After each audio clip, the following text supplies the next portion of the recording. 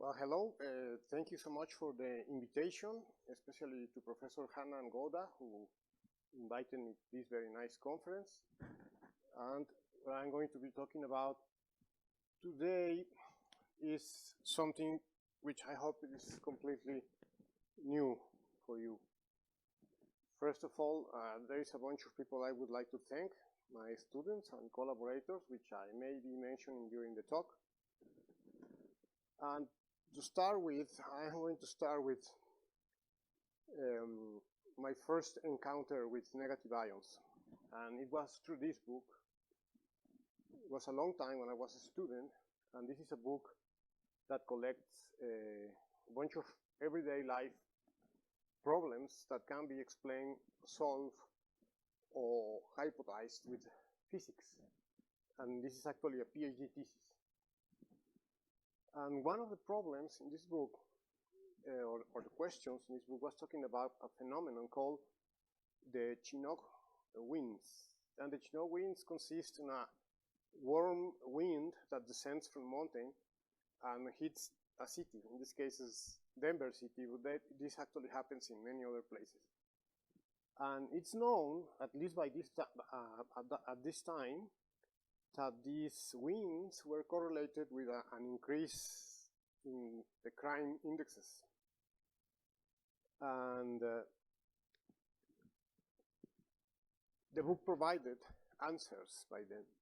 And the answer is even more intriguing, or it was more intriguing by them, because when trying to explain the phenomenon of the crime indexes correlated to the winds, what it came off with was with the fact that there were positive ions in the wind, and that these positive ions could be correlated to the behavior, in the human behavior. And well, that's what happened. It wasn't proved. It was just a hypothesis, and it was a hypothesis that still remains controversial, as we are going to see ahead. What are negative ions? First of all, they are surprisingly abundant in nature because they've been discovered in many environments in space, like in atmospheres, in the interstellar space, of course in Earth's atmosphere, and in plasma. Here there are some examples. For instance, in Saturn's Titan.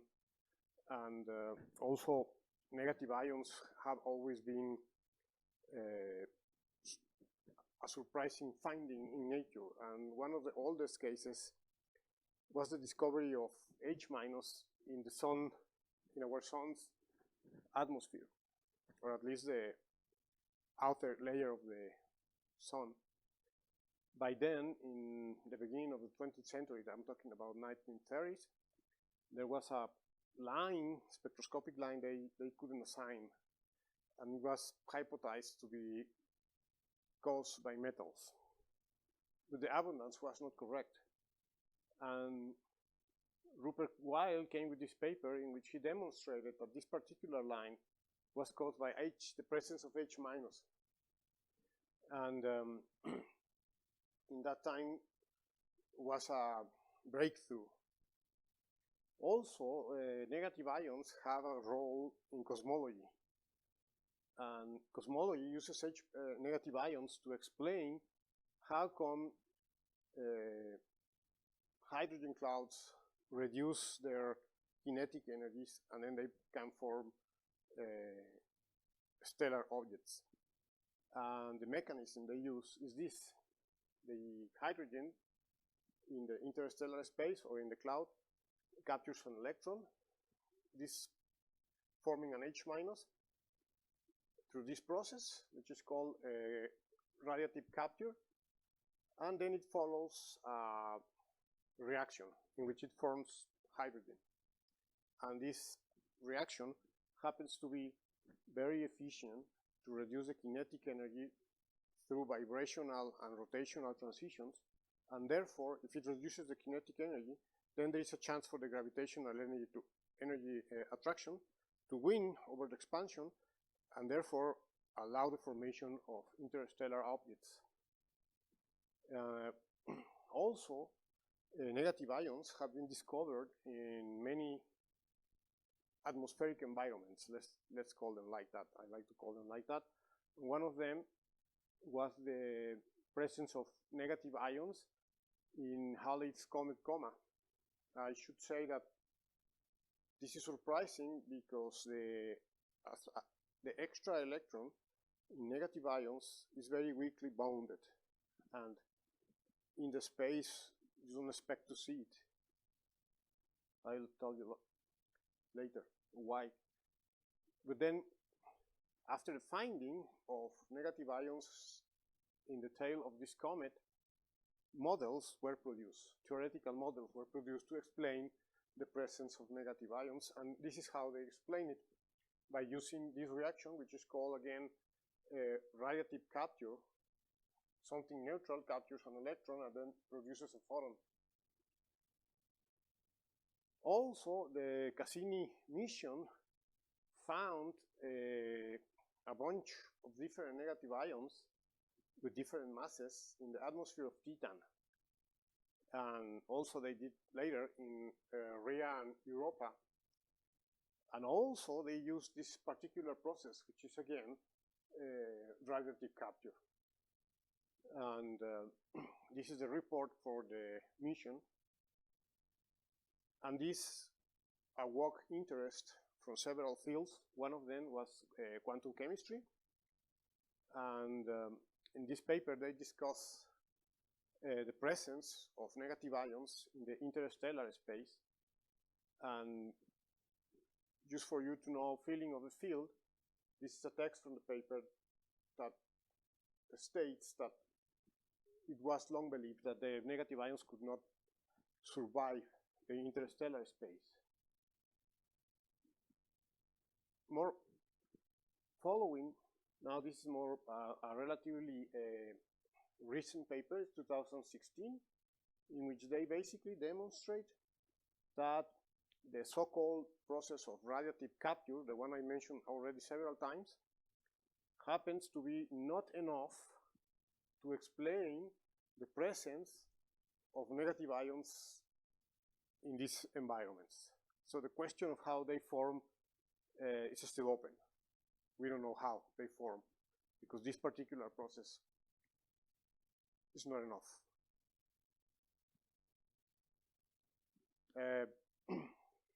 Later, I return to the effects of negative ions for people, and it happens that there are now a lot of advances in the field, and they are basically done in medicine and in psychology. And the good news is that now they can measure effects of these things on people. And for instance, this is a paper where they treat depression with negative ions, and if you read the paper, you'll see that there is an improvement, a dramatic improvement in patients when they expose them to negative ions. Also, they affect performance. This is, again, another study of psychology where they are correlating the improvement of performance of people when they get exposed to negative ions. And as I said, to me, it's still controversial because I don't see, if this is so good, I don't see why they are not more common in other applications, like, for instance, just put them in the all offices. Well, this tale doesn't end here. There is more about it. And you go to Google Scholar and search the subject, you will find probably hundreds of papers on the subject. This is just one of them, where they find that applying negative ions in the air cancels airborne transmission of diseases. Especially in this particular paper, they put a bunch of Guinea pigs in a control environment. They infected one and they put it in the experiment. After a certain amount of time, all pigs were infected. But when they repeat the experiment with an ionizer in the environment, no pig gets infected. And this is quite striking. It's just like science fiction. But what do we really know? What do we know from the point of view of fundamental science? And that's where I enter. Well, we know that the electron has to be captured somehow. And we know that some atoms and molecules have an effective polarization. That means a distorted electric field, even when they are neutral. And this is how there is a chance to capture an extra electron. And this is called an effective potential.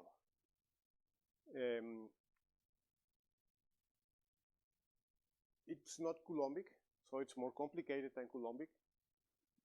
It's of very short range. And in general, simple negative species, they only have one extra electron. What else do we know? Well, as I said, the bounding potential is not Coulombic, it's r to the minus 4. The energy of attachment of the extra electron for simple species is in general very low energy. The highest we know is about 3 eVs. But for instance, hydrogen is 0.75 eVs. This is to be compared with a reader, which is 13.6 eVs. The correlation effects of electrons, like exclusion rules on quantum mechanics, become more relevant. And something interesting is that not all atoms or molecules can form stable negative ions. We also know that electronic excited states form or can form states stable negative ions. How stable? Well, when you talk about stable, you talk about lifetimes or semi-lifetimes, however you want to call them. But for instance, helium minus, which exists and is being detected, lasts picoseconds. And for instance, this molecule, which still counts as a simple molecule, its lifetime is very large, 1.8 minutes.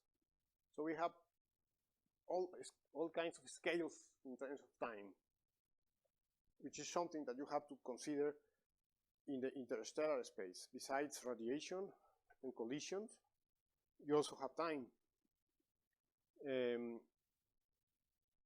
They are very hard to model because you have to use a theory that considers higher effects. I hope you are not hearing the music. In general, the capture of an extra electron from a negative atom or molecule makes no sense at first approximation. How do they form? I have here that they start with a 3-body collision. I don't know. It's very difficult to prove. But it has, whatever it is, it has to do with very low energy electrons in the environment. That's how they get captured. One important parameter in the field of negative ions is the electron affinity, which is the difference between the fundamental energy of the ground state of the neutral species minus the energy of the negative species.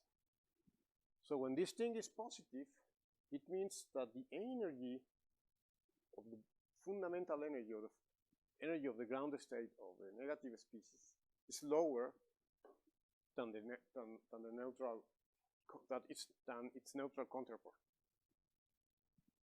So this makes it more interesting, even more interesting. And here's a periodic table. Remember, what I want to tell you here is that the electron affinity is an elemental property of ions, of atoms. And here, for instance, those that are blue, they have positive electron affinity, and they form stable negative species. Well, you look at this, and you see that there are some that do not form, like the red ones, they do not form a stable negative species. And the reasons are very, you have to go to the details to explain it, but look at this. nitrogen happens not to form negative ions. And this is very important. I'll show you why. Imagine that you want to do a spectroscopy on a sample and you want to use positive ions. Carbon-14 and nitrogen-14, they have the same spectroscopic mark, which is 14. Well, carbon-12 has a 12, m/q equals 12 spectroscopic mark. This means that if you have a normal spectroscopy machine, you cannot distinguish nitrogen from carbon if you use positive ions. But what happens is you use negative ions. Remember, negative ions do not form a negative nitrogen. Nitrogen does not exist. So Willard Levy came with this idea. If we use negative ions, we don't have the spectrometric contamination from nitrogen, and then we can measure the ratio of carbon-14 to carbon-12. And if you have an idea like this, you win the Nobel Prize. And this is, the moral here is that carbon dating is based on negative ions, not positive. We also know how they get captured. There is a mechanism called shape resonances, in which the electronic structure of the atom does not change. And there is another mechanism called phase-back resonances, in which in this case, the electronic configuration may change and form a more stable negative ion. And there is also another kind of resonances in which the nuclear configuration may change for molecule. Well then, this was a very fast introduction to negative ions. So what we did here, let's put some methane in our chamber. This is our chamber. I'm not going to go too much into the details, but we basically have a quarks-made chamber with a filament inside. This filament goes incandescent, produces electrons, and then we inject methane in this case, or gases, whatever we want, through this tube. All this is at high voltage. Here is the setup that we have here in the National University of Mexico, Campus Morelos. This is our setup. The ion source is here. You cannot see it, but you can see how the setup goes around. The ion source I just show you is here. This is where we inject the methane. This is at high voltage. And this part, all this part is just a regular, normal spectrometer, mass spectrometer. This is a magnetic field. We have a bunch of things to produce an ion beam, and then we can measure it. We can measure properties by using detectors. But basically, this is just, you can imagine, up to this point here is just a regular spectrometer. And what you put here after that, that's your experiment. And this is what we saw by then. What did we see? Well, we saw everything you expect from a negative discharge plasma. A bunch of species. You can see H-, which is very abundant, this one. You can see a lot of them. But that's something called our attention, and it was very difficult to explain, which is m/q equals 16. And it's very difficult to explain because this has the same spectroscopic mark, which is m/q equals to -16, which is the same as oxygen. But yet we are not injecting oxygen, we are injecting methane. So where does it come from? What is it?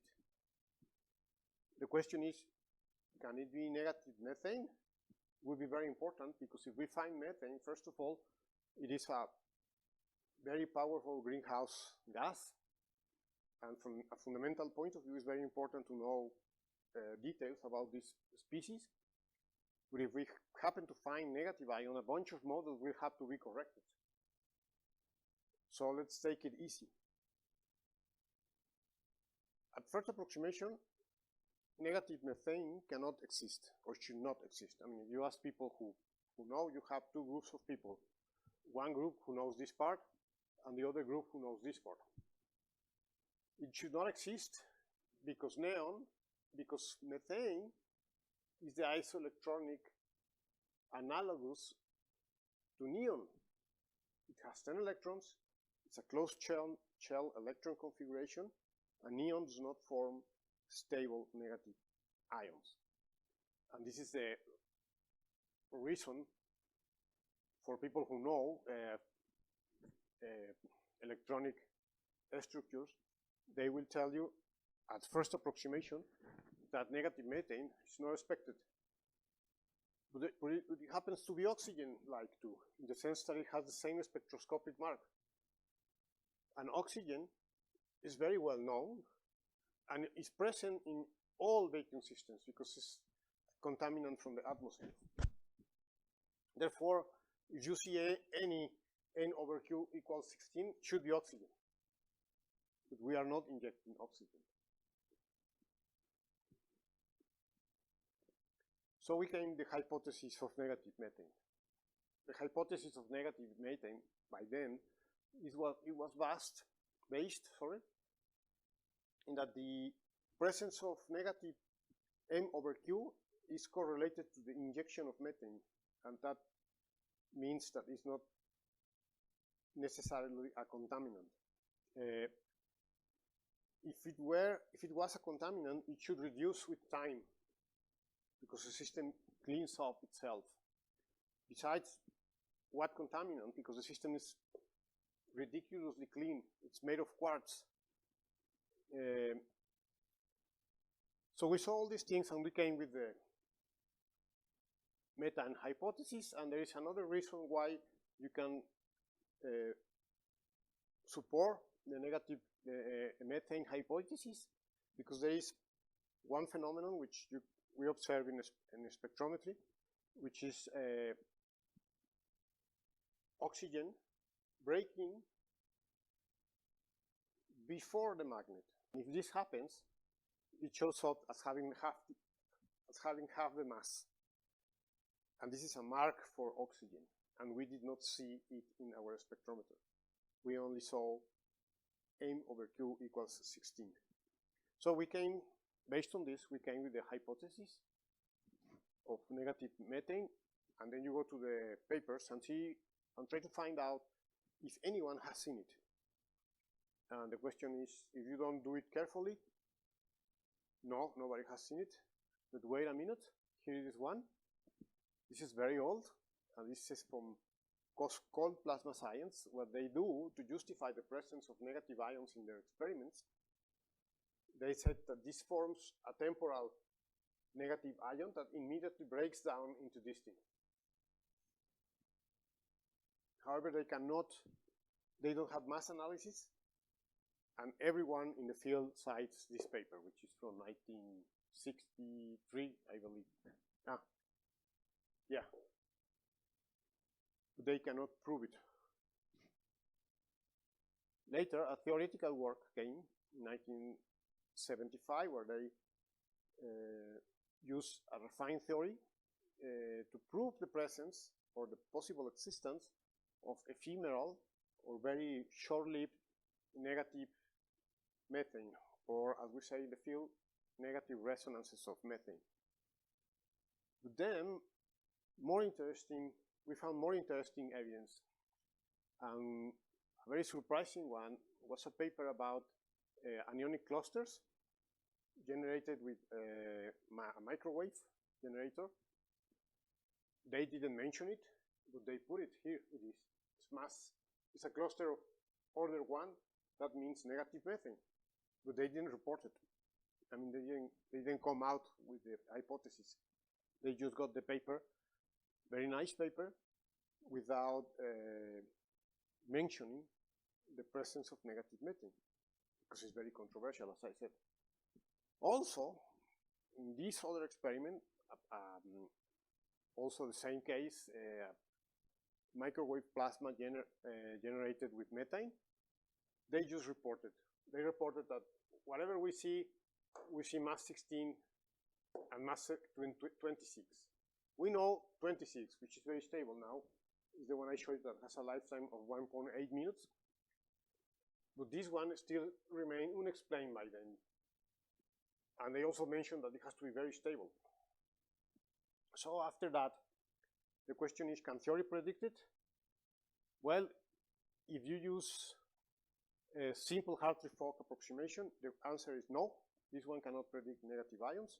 You have to use the next level of complexity, which is configuration interaction models.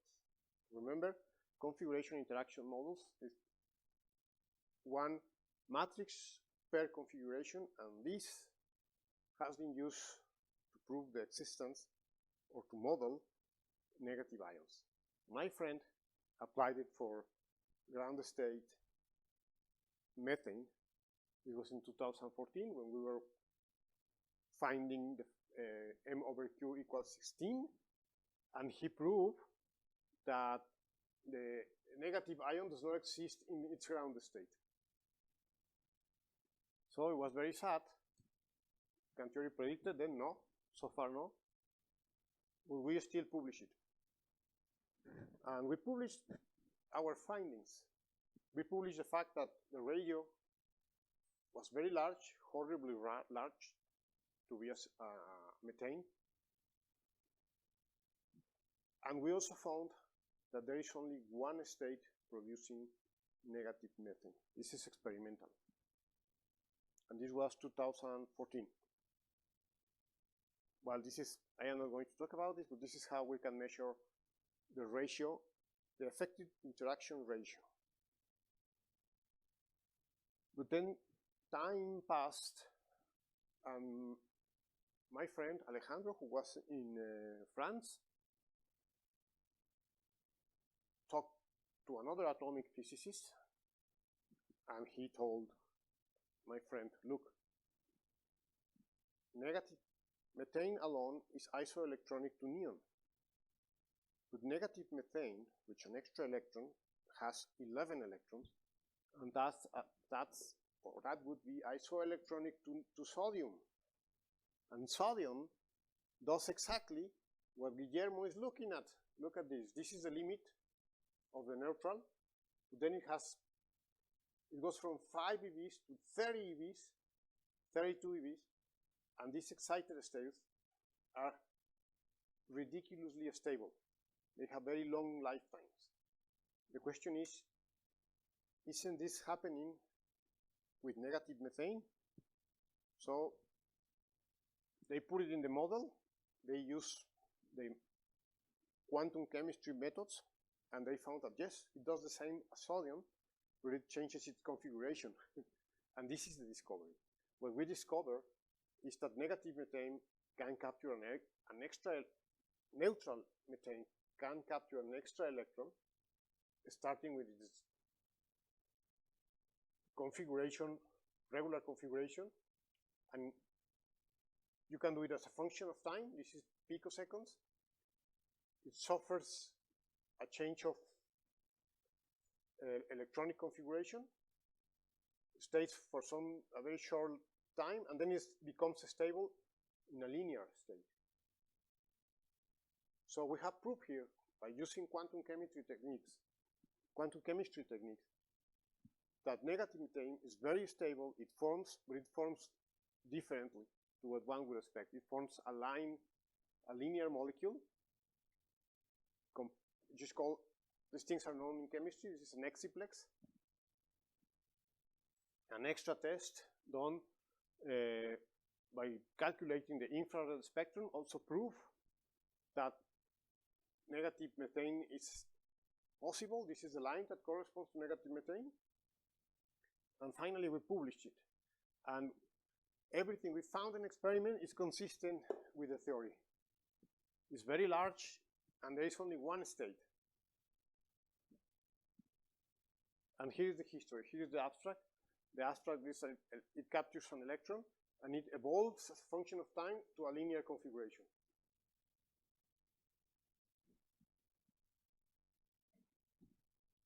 And in conclusion, negative methane exists and is very stable. It forms an exciplex, a linear configuration. And this is a new fundamental piece of knowledge because this is a new spectrometric species which had not been accounted for.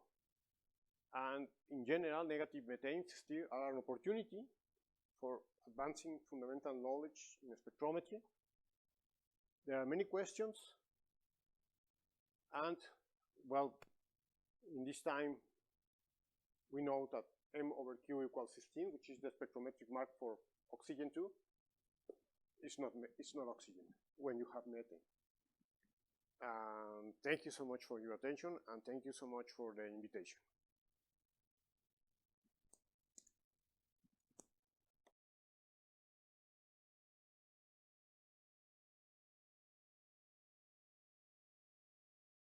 Assalamu alaikum from the Ohio State University. I'm honored to be part of this international hybrid conference on molecular modeling and spectroscopy. So I'll be talking about the spectroscopy of chlorine and for astrophysical modeling.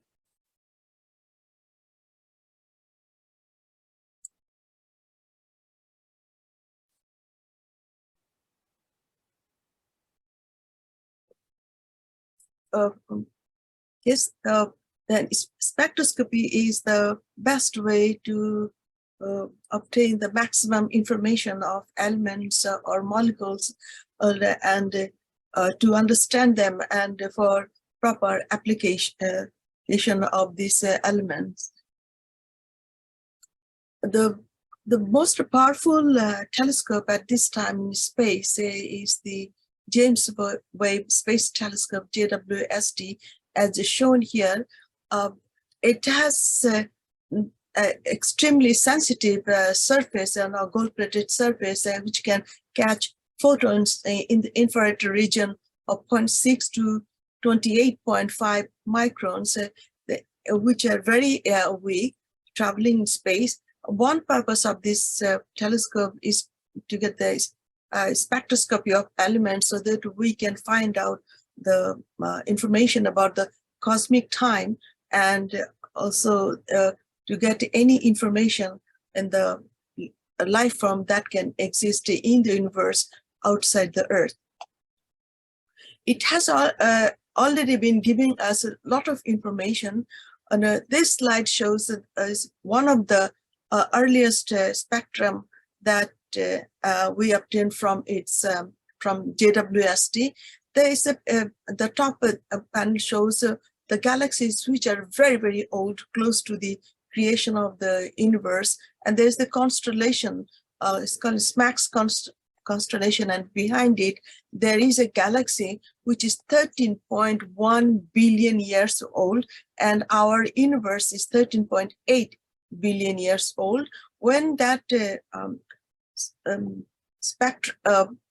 light was analyzed for spectroscopy, we found that it has, that galaxy had not only hydrogen and also oxygen and neon. So this is a wonder because that early stage of the cosmic time, that elements like oxygen or neon would be formed in beyond hydrogen, helium, and lithium, and is kind of surprising.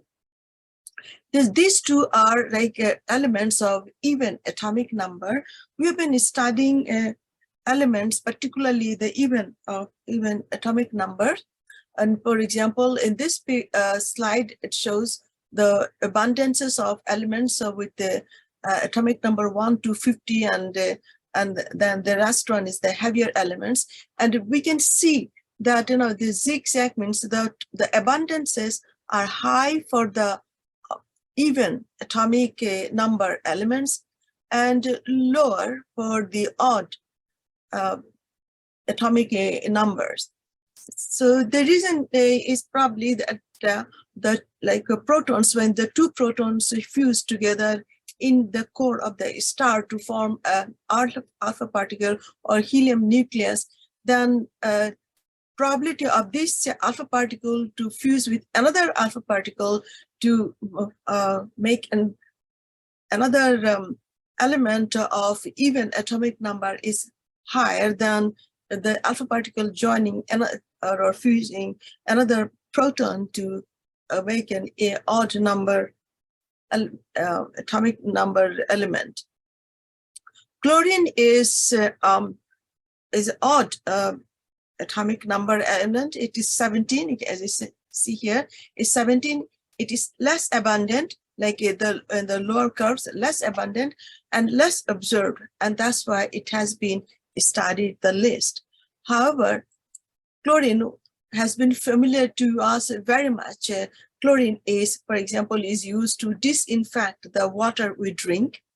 It is also used for various bleaching purposes, and also chlorine compound like sodium chloride, salt, it is also used to melt the snow during the winter time, like currently. And also we need chlorine for our body, and we get that supplement through the salt, sodium chloride. And chlorine is also used for various industrial purposes. But recently this chlorine has been found in the cool plasma of planetary nebulae. This is a picture of a planetary nebulae, which is actually a status of a dying star. And it has cooler plasma outward, and chlorine 3 particularly has been observed. And then so chlorine 2 exists, and it gets photoionized by the surrounding photons, and chlorine 3 is formed. It also has been seen in the moon Io of the planet Jupiter. Not and then recently, its signals have been detected by SDSS, means like Slow and Digital Sky Survey, from the galaxy of NGC 5515. And here we can see the spectrum. It is a very weak spectrum. You can see the flux ratio here, but we can see, a few peaks, one peak here, and there is a peak, but the orange, the predicted curve shows that should be another peak, but it is not visible here, but another peak is visible here, and maybe there is another one here. So I have written down these 4 peaks at least, at this wavelengths. So this wavelength range is also very small, about 5500 to 5600 in the visible range. The modeling of this spectrum, and using this line, we first identify the lines. After that, we do modeling with the plasma presence, and we can get a lot of information and of temperature, density, and how chlorine has been formed, what kind of environment it has. And that is called modeling spectral after spectral analysis. So so we need to study the processes which is creating this spectra. There are 4 ways that photons can come out or absorbed and form spectral lines. So there's the 4 ways. So the first one is, everyone knows, it's photoexcitation or de-excitation. That means an atom can absorb a photon and be excited from level E1 to level 2, and then it can come down. So it can have absorption line to go up, or it can come down and give us the emission lines. And so we can see these kind of lines in the grating and spectra, and these lines can be seen both in absorption and emission. That's one way. The second one is photoionization. So photons are coming, and this electron, for example, absorb the photon and leave this ion. So it is absorbing the photon, so that line can be seen in the absorption and spectrum. The third one is electron impact excitation. Like electrons, where traveling electrons can collide with an atom or ion and excite one electron to a higher orbit, and by giving out part of its energy, then this atom is excited, where the electron has lost some energy, but this excited ion can give out a photon, and which we can catch through the telescope and study the spectrum and get a lot of information. The fourth process is electron-ion recombination, and the lines are seen in the emission spectrum. So for example, this is an ion with a vacancy, and an electron traveling can see the vacancy here. So it can just go there and give out its extra energy in terms of a photon, which it comes out as a recombination line as the electron is joining, dropping down to some bound on orbit. But I'll be talking about the first two processes, photoexcitation and photoionization, that we have studied for chlorine. So this is a process that we have been talking about.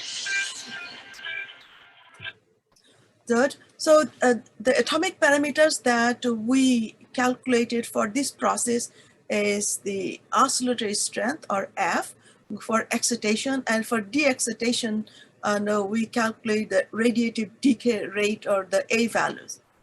Okay, so and then we can calculate the probability of excitation from state I to state J, and be due to the interaction of, this is the electron momentum, the atomic electron, and the field, the photon field, which is IKR, which is an expansion of many terms. And when we do the integration of this probability, the first term gives us a dipole allowed transition, and other terms gives other kinds of transition, but this is the most dominating transition.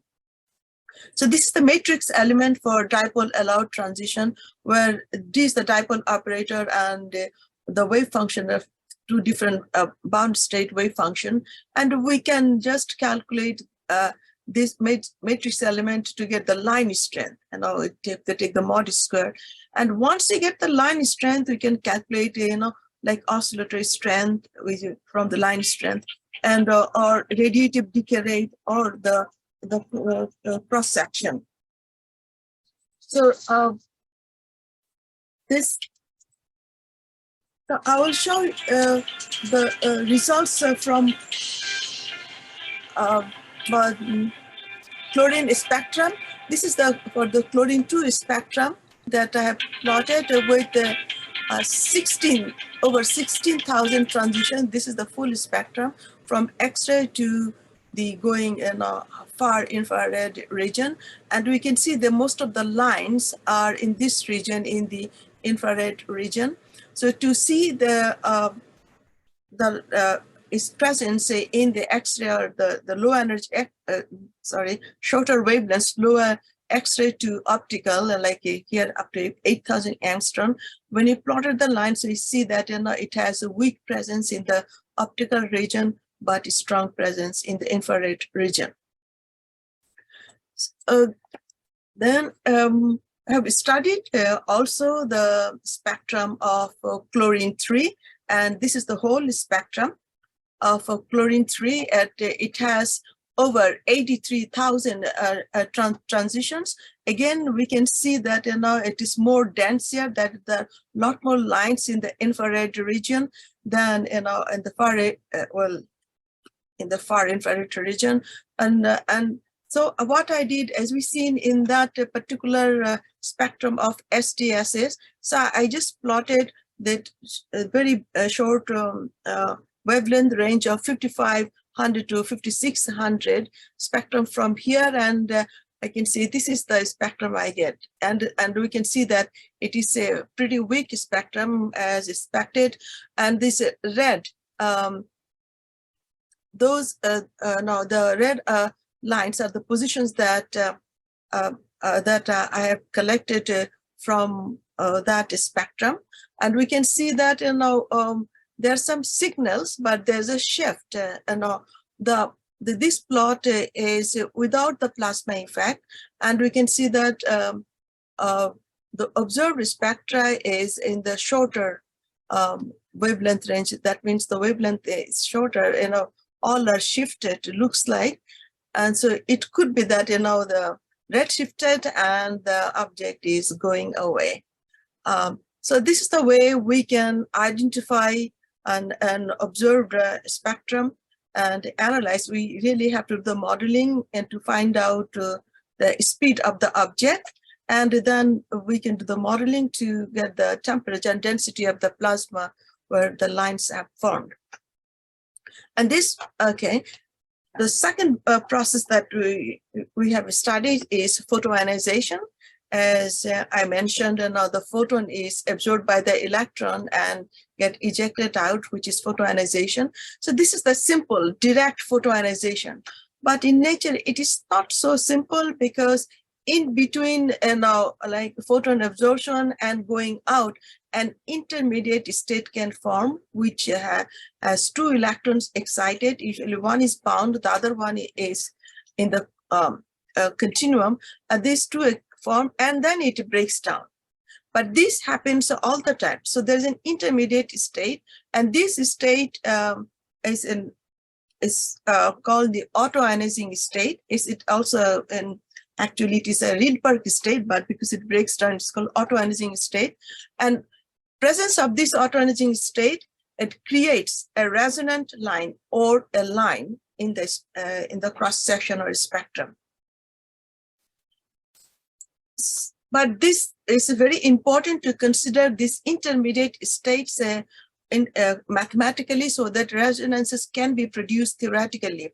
And this process is very important. It is happening all the time on all plasmas, particularly the plasma which is illuminated by some radiative force. Like this, nebula, this nebula is a Lambda Centauri nebula, which has a lot of photons around, and plasma is being ionized by photons.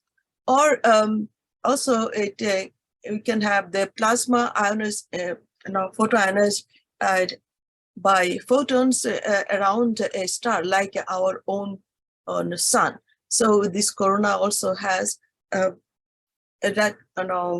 plasma being ionized by the photons. So whenever we want to do modeling of this kind of plasma, we need photoionization cross-section. Not only for that, we also need photoionization cross-section to calculate the ionization fraction of an element. And then, like, this is the balance equation here. On the left side, the sigma pi is the photoionization cross-section, and this is the flux which is causing the ionization. This is the ionization part, and this is the it is balanced by the recombination part, where sigma c is the recombination rate coefficient, and these are like density factors, the electron and the ion. So how do we incorporate this intermediate state in the calculation is through the wave function, which I will explain. And to do that, we have to look at the diagram, energy diagram of those autoionizing states. So this is the energy diagram. You can see this particular on the left side, this purple diagram. It shows the various bound state, and this is continuum or free energy region. So this atom is being ionized and become an ion at electron energy is 0. So this is just simply, electron is going into continuum. So this is direct photoionization.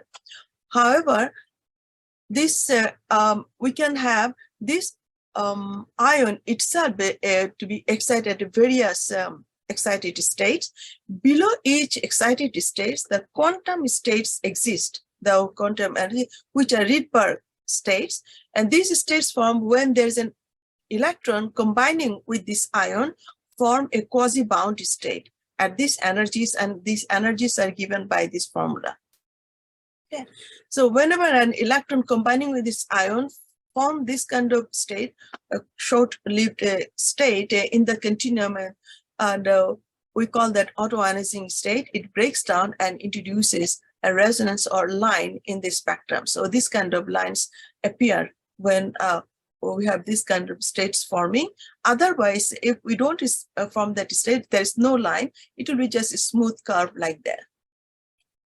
So there is another, so these are the resonances. We also talk about another kind of resonance. We call it PAC or Seaton resonance, who actually explain that kind of resonance, which are not line resonances, which are like a kind of broad features, but still it is a resonance. Okay, to take into account of this intermediate state, the only way we can do it is through close coupling approximation of the wave function expansion. So this is the wave function representing this whole atom. So what we think in this approximation, there is, the outer electron is the interacting electron, and it is interacting with all the electrons, or as a whole, the core ion. So we write the wave function as the product of core ion wave function multiplied by this interacting electron wave function. This is just part of this express to show the orthogonality condition. So the advantage of writing wave function in this manner is that we can include this sum not only ground level of the core, various excited levels of the core ion.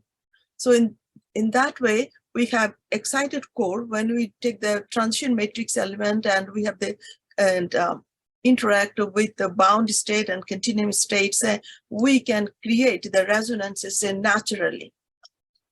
But if we substitute this kind of expansion in the Schrodinger equation, we end up with a set of coupled equations, which we usually solve by a method called R matrix method. And because this Hamiltonian becomes a large matrix, we have to solve it using the R matrix method.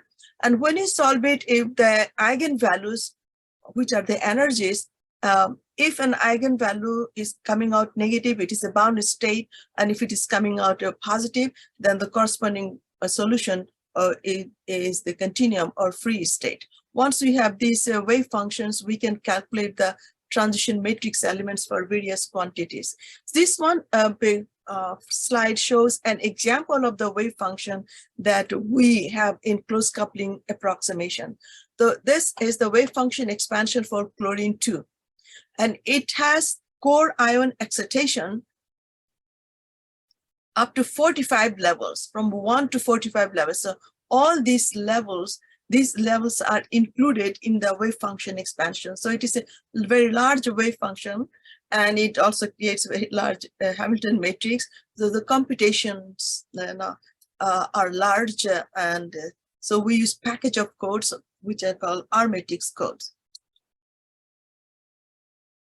Okay, so we calculate the transition matrix element, just like we calculate transition matrix element for bound transition. Here it is, one is state is bound, the other state is free. So that is the only difference. In a similar manner, we can calculate the line strength. And when we calculate the line strength, the angular part will give this kind of selection rules, which state that electron can go to. And then we can calculate the photoionization cross-section. Okay, because the computations are large, so there are various stages that we go through, as I mentioned. So the package is called R matrix, the package of codes. So for example, here we can see all these boxes. We can go through this way path or this path or that path. So usually we choose this way. So we go through various stages until ultimately we calculate the dipole matrix element, the Hamilton matrix, and bound wave function, free wave function, and the final products are given here. Energy levels, oscillatory strength, photoionization cross sections, recombination cross sections, and collision strengths. Okay, and now I'm showing the results. So here I can see the photoionization cross sections of a number of levels, 1 to 5 levels of chlorine 2. These levels all belong to the ground configuration. Only the top one is the ground level. Okay, triplet P0 level. And you can see various lines here. Now, these are the lines or the resonances in the photoionization cross-section, and we can see there are a lot of them. And these lines will not necessarily show up in the spectrum. If the lines are very strong and kind of isolated, usually those lines can show up in the spectrum as absorption lines. Otherwise, most of the time, these lines, because they are very close and they are not very strong, like bound-bound transition, they get dissolved by the plasma density and temperature, and that dissolved part now impacts the background or the shape of the spectrum. Okay, to prove that now accuracy of our calculations or the feature that we see in the photon cross-section theoretically can be proved or benchmarked by experiment. This plot showing the experimental measurement of photoionization spectrum of chlorine-2 at the Lawrence Berkeley National Laboratory, this dome-shaped building underneath which there's a setup, synchrotron setup, and now we can use the setup to get one setup to carry out the photoionization measurement. So this measurement now was carried out. My colleague who is also giving the talk, Guillermo Hinojosa, this is the spectrum they measured and published. But this spectrum is not a spectrum of the ground level. Whenever they try to measure, usually the focus is on the ground level, but the energy bandwidth is not perfect and not just a ground level. Other levels also exist and they contribute to form the spectrum. So this spectrum has features of a number of levels. To understand that, we have to identify and do the calculation. So this is the spectrum that both the theoretical and experimental. The top panel shows the same spectrum I showed on the last or the previous slide, and these are the cross sections for 9 levels of chlorine-2. And these cross sections now have a lot of lines or resonances, and when you match the top resonances with the calculated ones, so we can identify where this resonance is being formed. For example, this resonance is formed from the ground level of chlorine-2, or this one, this resonance probably formed right here, ground level, but it also can be seen in this excited level.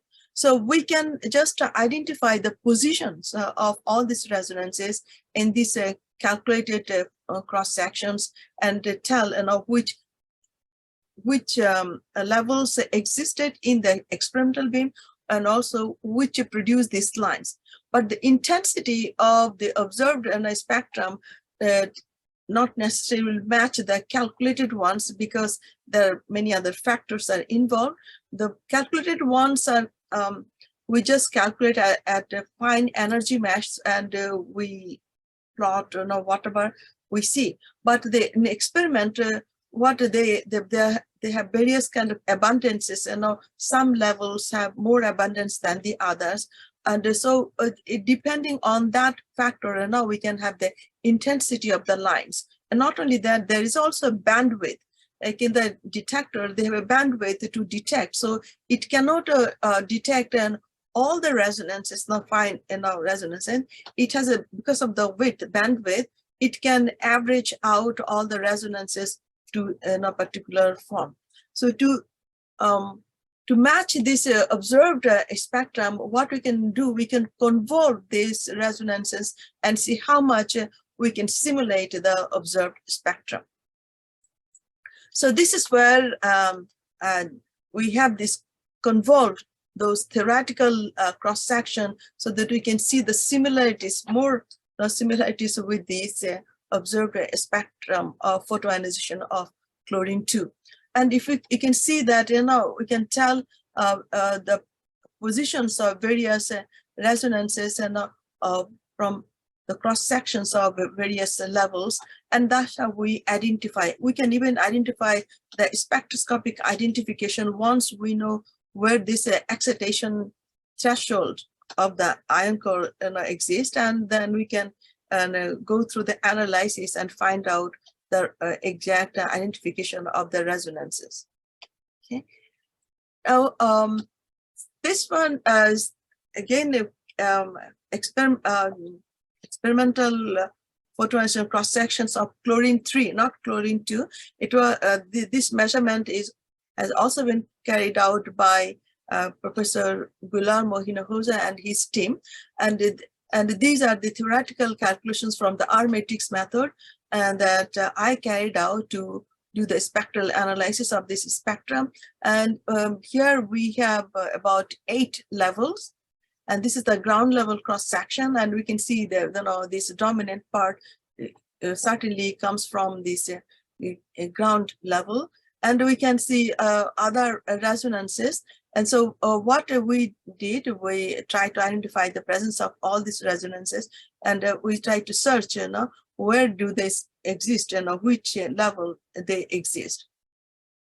And actually we have been identified, and all these resonances exist in this calculated cross sections. So what I did this time, I convolved them with the experimental weight so that it can simulate this experimental spectrum. Not only convolve, I sum them, combine them together, and to form this spectrum. Okay, so this is the observed spectrum, and that is the calculated or predicted spectrum. And these arrows point, the arrows point all these resonances of the lines, and the same arrows are also showing here the presence of these resonances in this spectrum. So again, the positions are identified. Only the peaks values are not the same, because as I mentioned, there are a number of factors involved to analyze this observed spectrum. So that's how we benchmark the experimental photoemission cross-section by the theoretical cross-section, also a theoretical cross-section by the experimental ones. So I think my last slide is this a photoemission cross-section of this is chlorine 2, but it's a theoretical cross-section. There are 3 cross-sections of 3 excited levels, and showing now they are not a low-lying, they're relatively high-lying excited levels, these levels, and they are written here, these levels. And not only that, we see the line resonances, we can see broad feature, and these broad features are produced by these arrow positions, which are the excitations of the core ion. And these are the resonances are called Seaton resonances, or sometimes it also called pack resonances. When they are combined, they form a broad feature, very broad feature. And these features obviously are very important because it also enhances the background, considerably by orders of magnitude. So they have impact in high temperature plasmas for spectral analysis, for opacity, for abundance, and etc. So, but this has not been observed in the experiment yet, because the experiment does not go to these highly excited levels yet, and then high energy to observe these features. But with the advances in the instrument, I think it should be observed soon, because like the Petra setup in Germany, which has high energy range, and possibly it will be able to study the highly excited states of ion. So this is the way we do spectral analysis and study the atomic processes which produce this spectrum. Thank you very much. I'll take the question when I get the time. So I'll stop it. Sharing.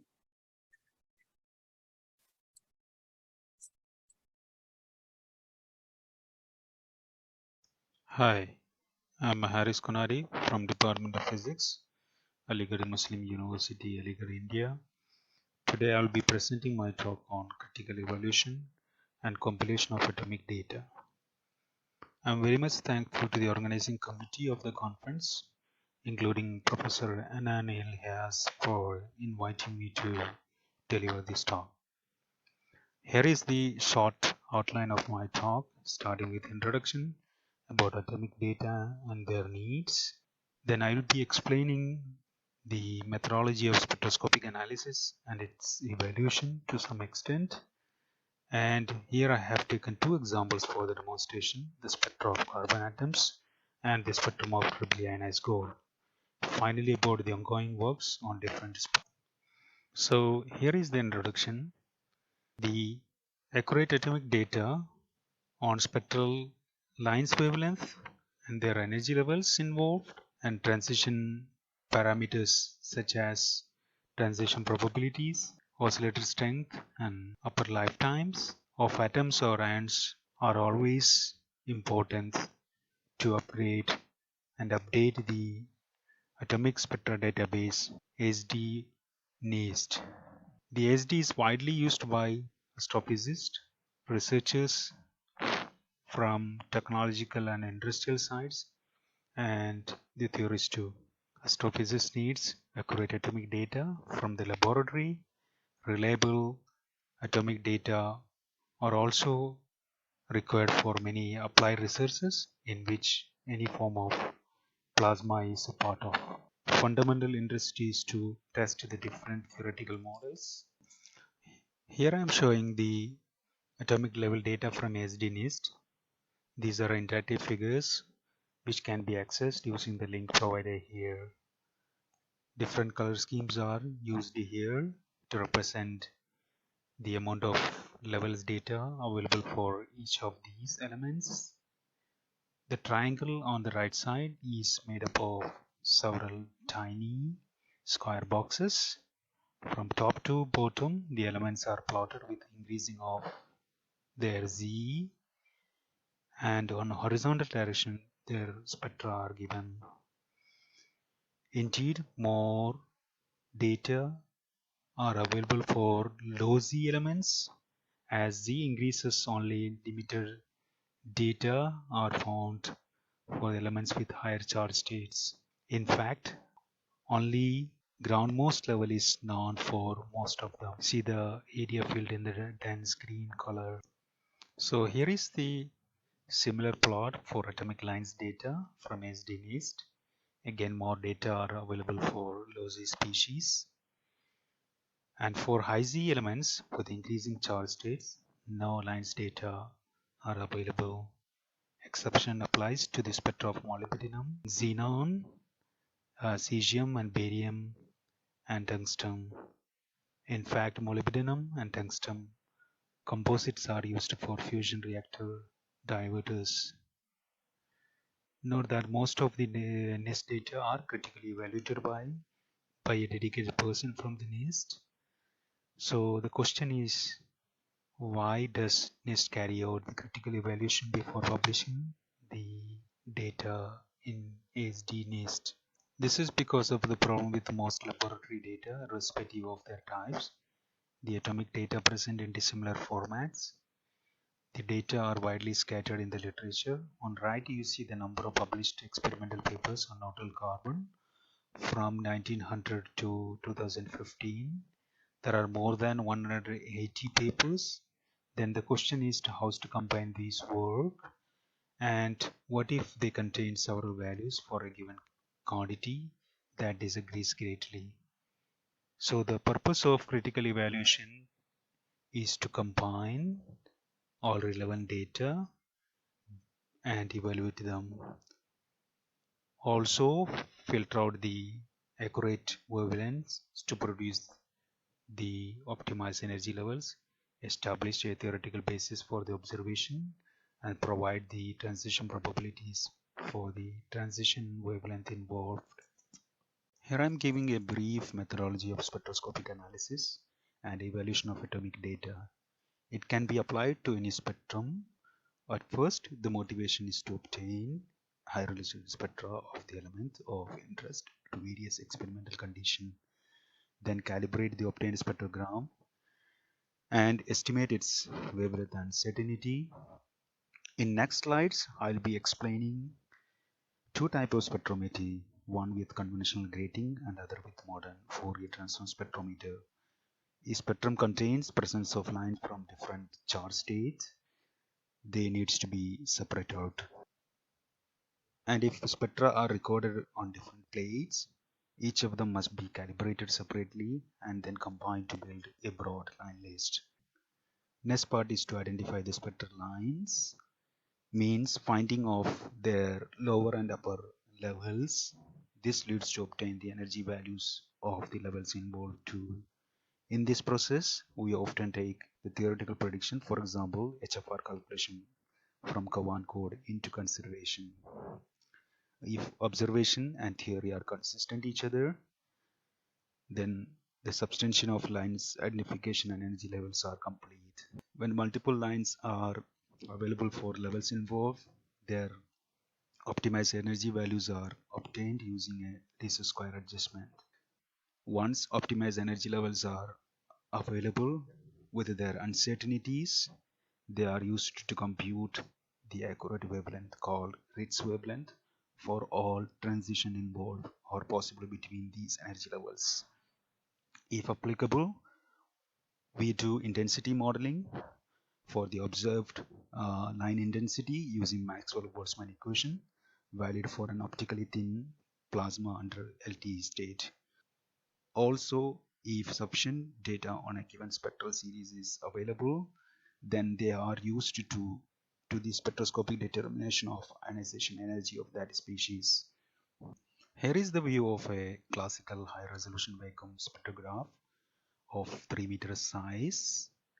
It uses a triggered spark source for the spectral excitation.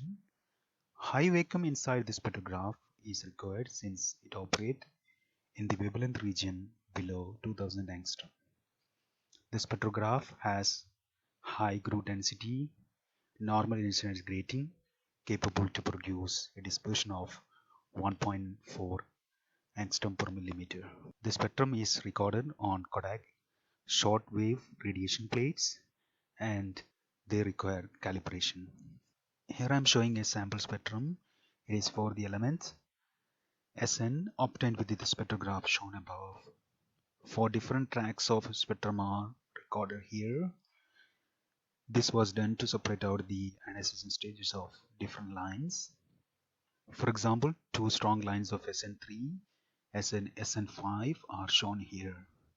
The Sn3 line is appeared in all 4 tracks, but the Sn5 line appeared in only 2 tracks. This shows the bottom tracks are much clean in terms of the spectral content and favor the lower charge state as they are obtained with a low voltage spark. The spectrum on the bottom is also for Sn in ultraviolet region recorded on a Wadsworth instrument. Prominent lines of Sn2, Sn3 and Sn4 are visible on this plate. The spectral lines shown in red boxes are due to the impurities in the spectrum. They are often helpful for the calibration of the spectrum. As briefly explained above, the calibration of spectral plates are done with the help of best available internal standards, that is the impurity lines present in the spectrum. These are the common impurities present in the spectrum. Nowadays, we can use a flatbed scanner for the spectral measurements. So this slide is about Fourier transform spectrometers, which are known for their absolute accuracies. Though FTS has a linear wave number scale, due to the Korn's advantage using a stable helium neon laser to act as an internal sampling reference frequency. A small multiplicative correction factor must be determined from the accurately known reference lines of the buffer gas such as argon or neon or molecular lines present in the spectra. Here I am showing one of the example of calibration plot in which accurate wavelength of O2 lines are deduced with the help of the calibration of argon 1 4:4p lines. Total wave number uncertainty in FTS has 2 components. One major part is statistical uncertainty in measuring the line position, which is mainly due to the line width W, and the signal to noise S by N ratio. And the second component is systematic uncertainty stemming from the calibration. So here is the equation to find out the systematic uncertainty. So as we described earlier, the calibrated line list carries spectral lines wavelength and intensities.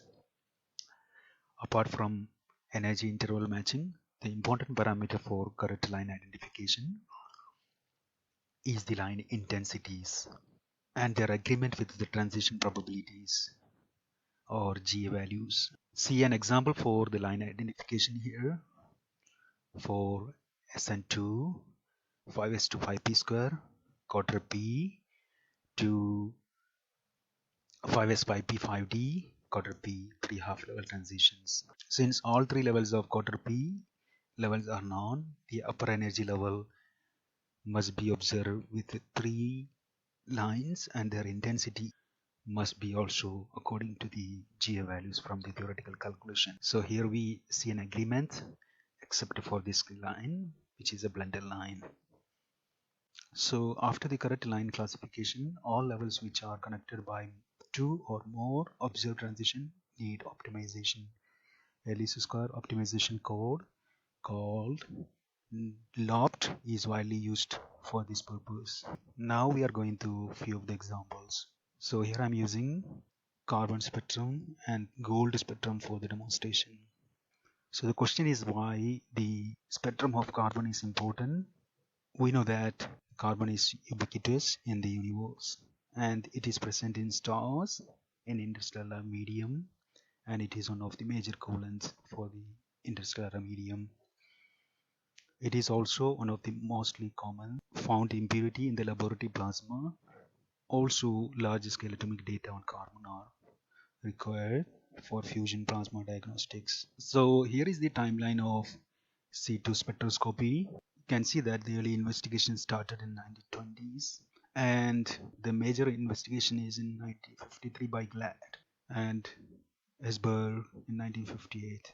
So all this data until 1963 has been compiled by C.E. Moore. So they are known as the Morse table. So after the Morse compilation, there are plenty of other work which are not included in the ASD or Morse table. So the goal of the present compilation is to combine all sorts of data in a methodical way. So I have already explained what are the goals of the critical evaluation. I'll just skip it.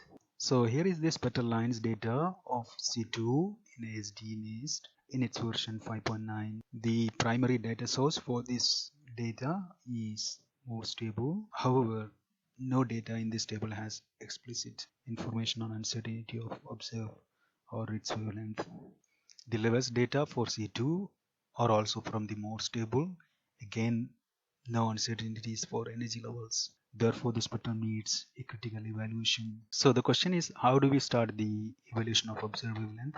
We started the evaluation of wavelength with the comprehensive observation of C2 spectrum by Glad in 1953. To simplify the task, the listed lines are categorized in terms of perturbations, line intensities, and other line characters. And each dataset were evaluated separately with its counterparts. A total of 450 spectral lines participating in 500 transition were retrieved with their uncertainties vary from 7 milliangstrom to 50 milliangstrom. Using these wavelength, the level optimization was carried out and all other measurements were successively added after their evaluation. So here is the summary of the entire analysis for C2 and the important results are summarized here. We have published this paper in this year. So here I have taken another example, the spectrum of neutral carbon for the illustration. Here you see the Gaussian diagram for carbon and its count configuration is 2s square 2p square with these 5 levels. The excited 1 electron configurations are of 2s square 2pnl and the other excitations are 2s cube and 2s 2p square nl types.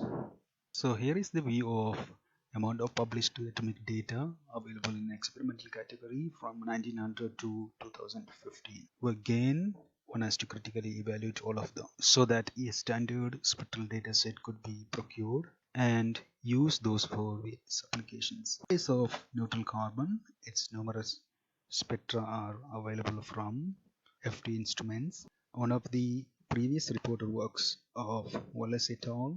Reported the FT lines extensively, but the problem is that they are not consistent each other. So we decided to carefully measure all the spectra, and here are the details of 5 spectra used for this work, and all the spectra were most vital for determining the energy levels with less than millicentimeter verse uncertainties.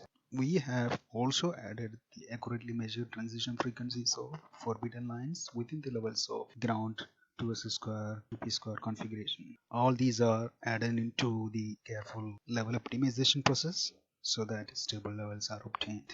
The other spectrum that taken into consideration is the IR spectrum of Sun, in which numerous absorption lines of neutral carbon are observed in these missions. All are the FTS based, but most of the lines are replaced from the laboratory measurements, so only remaining 74 lines are added to the global or level optimization process. So here is the list of UV works considered for the evaluation, and all these works are calibrated with precise rates wavelengths determined from the optimized energy levels.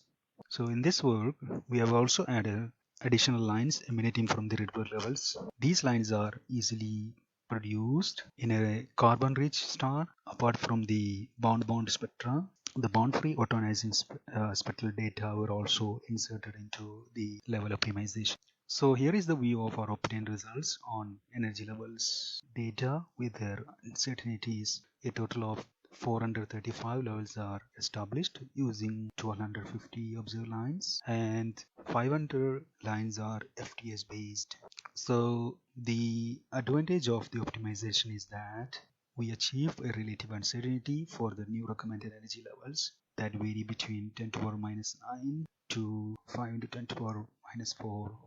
Here is the mapping of lines length versus the number of intensity observations. Some lines are measured 10 times and most of them have at least 2 observations. So the reduction of these line intensity into a common single scale is a non-trivial problem in the spectroscopy, as different observers uses different relative scales for denoting the intensities. Their light source and instruments are also different. So one of the suggested method is to carry out the intensity modeling for each of the observation using Maxwell-Boltzmann equation, which sensibly apply to an optically thin plasma under LTE condition. Here is an example of Boltzmann plot analysis made for C1 lines observed in an FT spectrum. The effective excitation temperature of the observation is derived after removing the wavelength response of the registration equipment. A similar treatment should also be carried out for all other spectrum.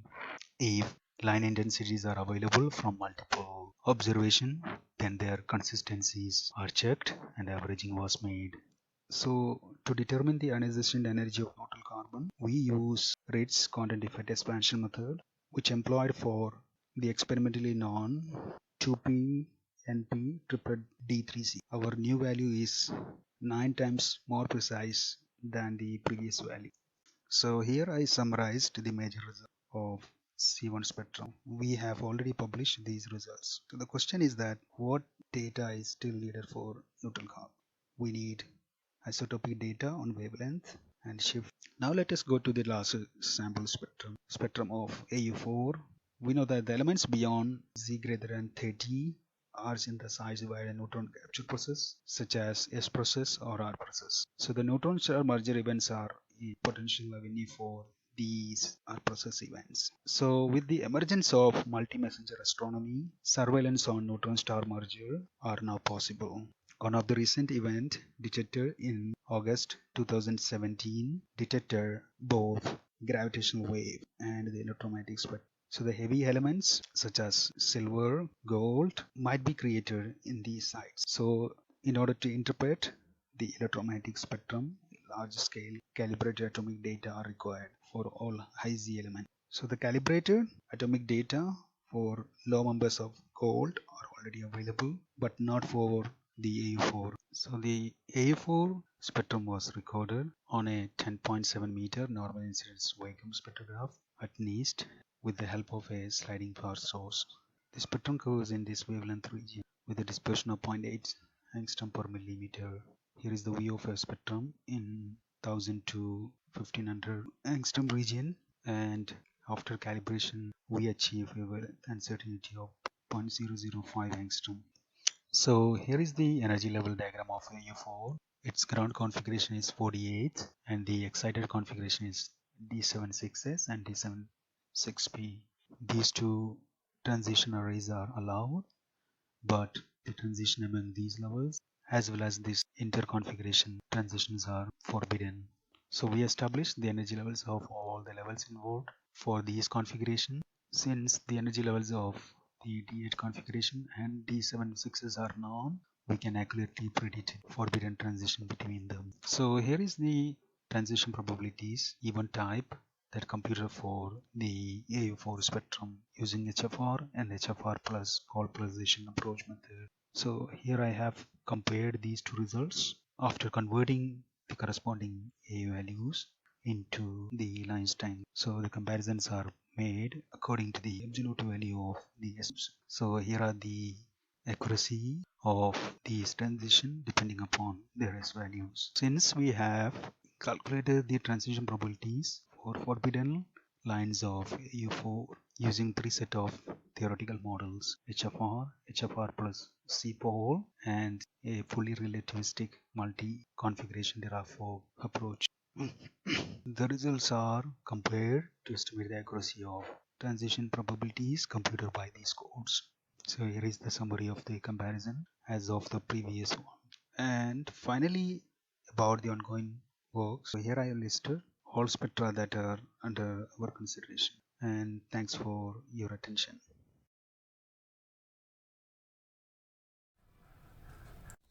Hello everyone, this is a very good conference session. That is the 4th Hybrid International Conference of Molecular Modeling and Spectroscopy under the chairperson of Dr. Mehdad Ibrahim and Professor Hussain Darwesh. Co-chairpersons, I am thankful to Professor Osama and Professor Hanan. Conference coordinator, Professor Amir Muhammad Abdul Ghani, and conference secretary, Dr. Hind Izzat. And I am also thankful for organizing committee members, science cafe team, sustainable development team, scientific committee members, and all the sponsorships in organizing this wonderful event. So my task here is to present you the significance of computational tools in material science. That would be a brief overview that how the modern technology is working on developing the state-of-the-art tools to investigate the physical properties of the materials. Myself is Saad Tariq, Dr. Saad Tariq from Faculty of Science and Technology, University of Central Punjab. Okay, as we all know that computers are need of today's research. So what is the basic infrastructure of the code should be? And there are 4 things that are considered for a good algorithm or for a good computational software that need to be implemented in order to perform or calculate the theoretical physical applications and physical attributes of the studied materials or compounds. The structure is the most important thing, that what kind of structure of our code should be, so that the structure involves that what are the basic theory behind the code that is going to process. And after the process, and we need another important thing, that what kind of properties we need to evaluate using the structure of the code. It does not matter that which language is used to write the structure right now, because we have fast computing facilities available in this era. The important thing is that what kind of properties we are interested in and how to process these properties. These are linked together. And the last important thing is the code written and its performance. If the system is not sufficient enough to run the structure, then definitely it will take some time to compute the properties, and the process will take some time, and definitely the process of performance is not good. So the structure of algorithm need to be very specific, that what kind of properties we are going to investigate using that algorithm. The fundamental developments in processes should be minimized. We don't need to run everything simultaneously. We can run the processes, we can run the simulations timely, so that our code clearly identifies that which kind of specific property we are interested in. And the most important thing is what is the desired application after studying the properties. So it should not be irrelevant that we have some numerical values and we have no interpretation of results, that where we are going to use these values. This point I will discuss later in the computational section, that where we have going to discuss the Win2K. And the last important thing is the prediction models and performance of the written codes. If the performance is very bad, then the code is considered not good for computing the large structures like supercells, superclusters, heterostructures, and low-level doping structures. So that code is not considered good for doping. Here we can see that there are a lot of applications when we simulate the results using the best algorithms or codes available in the market. I have taken the examples of medical devices here, but there are a lot of applications in which we can simulate our results, like in engineering and sciences, different field of sciences. But in material sciences, this is very much linked. Like we have to find the chemical analysis of and the toxic nature of the materials when like in the medicines, when how the medicines or the vaccines will treat in the body. So instead of applying to the human trials or animal trials, we should first try it on the simulations, and after the test results successfully computed in the simulations, and then we are going to implement on the animal trials or human trials, etc. And another important application is the 3D printed devices. Currently, there are a lot of codes available in the market which will give you the idea that how the materials can be used to develop a real-time 3D models or 3D structures, which could be further implemented in many engineering applications. And here we have how we can simulate an electronic device using the codes. As discussed in the previous slides, that the performance is the important thing. When we have a large system composed of a lot of number of atoms, and we are going to simulate it in our computer simulation or program, then definitely it will take a lot of time to run the simulation. So in order to minimize the computational resources, our code should be sophisticatedly designed for a particular application. As I said, that it should not be run simultaneously for all the calculations. It should specifically run the desired application. Even the one property at a time would be sufficient enough. And then we could go on to the second property, third property, and so on. So simulation as a device is another application in the computational world, that we need to run the test systems of our generated device, developed device, electronic device, and then we can test it on the further circumstances. And in this kind of softwares, we can estimate the failure of the device, that what are the conditions, operating conditions of the device, and what are the failure conditions of the device. So this will give us the boundary conditions and limiting conditions of an operating system. And the last three are very important currently, in especially the last one is the data mining, the deep learning processes, which is linked with the machine learning. This is the future of our computational tools, which I am going to discuss in the next slides. So how we are going to redesign our codes in the machine learning, that is the fastest programming language or tools available, so that we can implement it in our computational tools as well. Now, what is the main role of computational material sciences? Well, as discussed in the previous slide, a lot of applications are available. I have just selected the medical applications currently, but there are engineering applications, there are mathematical applications, and we can develop a number of devices and test their performances under the extreme conditions, and we can classify the limiting and operating conditions of the devices we are working on. So the main benefit of using the computation in material science is the preserving the natural resources. And as we know that our world has limited resources, especially the rare earth elements. When we are dealing with the rare earth elements, these are effective, these are cost effective, the availability and enrichment is very difficult, and these are, if you are making a device based on the rare earth elements, then we should be very careful and very selective, and how to use the concentration of it, what are the proper methods, so that our device should work properly, and the extra material that is going to be wasted in making the prototypes should be saved. So here is the role of computation. First, we need to define a theory. A best theory will give a great simulation, and the great simulation will give you the excellent experimental procedure. So if our theory has some flaws, then our simulation results are not completely reliable, but still we can use it to get an idea that how to perform the successful experiment.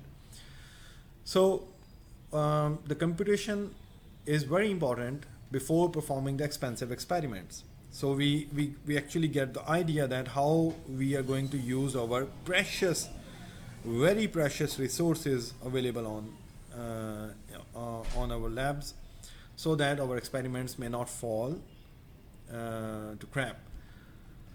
So we need to develop the strong algorithm based on mathematical modeling and theory. So this is the section that I am talking about, that the theory should be very strong. Then we run the simulation based on our theory. The simulation is run on different languages, codes written on different languages, and we analyze the results, we predict the suitable properties, we modify it, we may have to run the simulations 1 or 2 times in order to get the optimized values, and then we perform the successful experiments. The most beneficial application of computation is the cost effectiveness. It will give you the idea that how we can perform the experiment successfully without wasting the natural resources. So the cost effective approach is the most imperative thing in our experimentations. Now this is the timeline flow of material simulation, that how our materials simulate, and what was the past of the material simulations, what were the codes, what were the limitations, and now we are in the stage 2. So we are going to deal that what are the available codes in the market, what are the commercial softwares, what is the cost of these, and how a person can write this code by itself. And then I will give you the explanation that what is the future of the computation or simulation in the material sciences. So in the stage 1, in the past is the reproduction of specific cases in experimentally studied materials, in which we have to give the experimental input in the codes. In order to check the reliability of the codes, we need the experimental data. And then we have to implement the experimental data on the theoretically developed code. These were homebrew codes in which people have designed their softwares, small, short codes, short tasks to run the simulations, and then they compared their theoretically computed values with the experimentally studied their data. And based on their comparison, they suggested that the a new before performing the experimentations, we can predict the properties of the materials. So that was the the past. But today we don't. The one of the fundamental benefit we have now is that we don't have to write the code by ourselves. The codes are available in the market. There are two categories of the codes. One are the commercial softwares, and one are GNU license based, that anyone can use those codes and reproduce the codes, the part of the codes, but and distribute the codes. They are not commercial. You are not going to pay for that. These are the easily accessible tools. Anyone can easily have the access on that.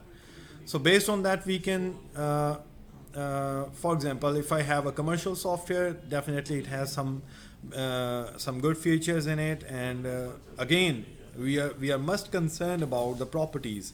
What kind of properties we are going to find? For example, if I have an experimental data on XRD and I want to verify that the structural properties are consistent with the theoretical model I have designed, then I have to run a simulation that will give me the idea that how the theoretical model is related to the experimentally related values.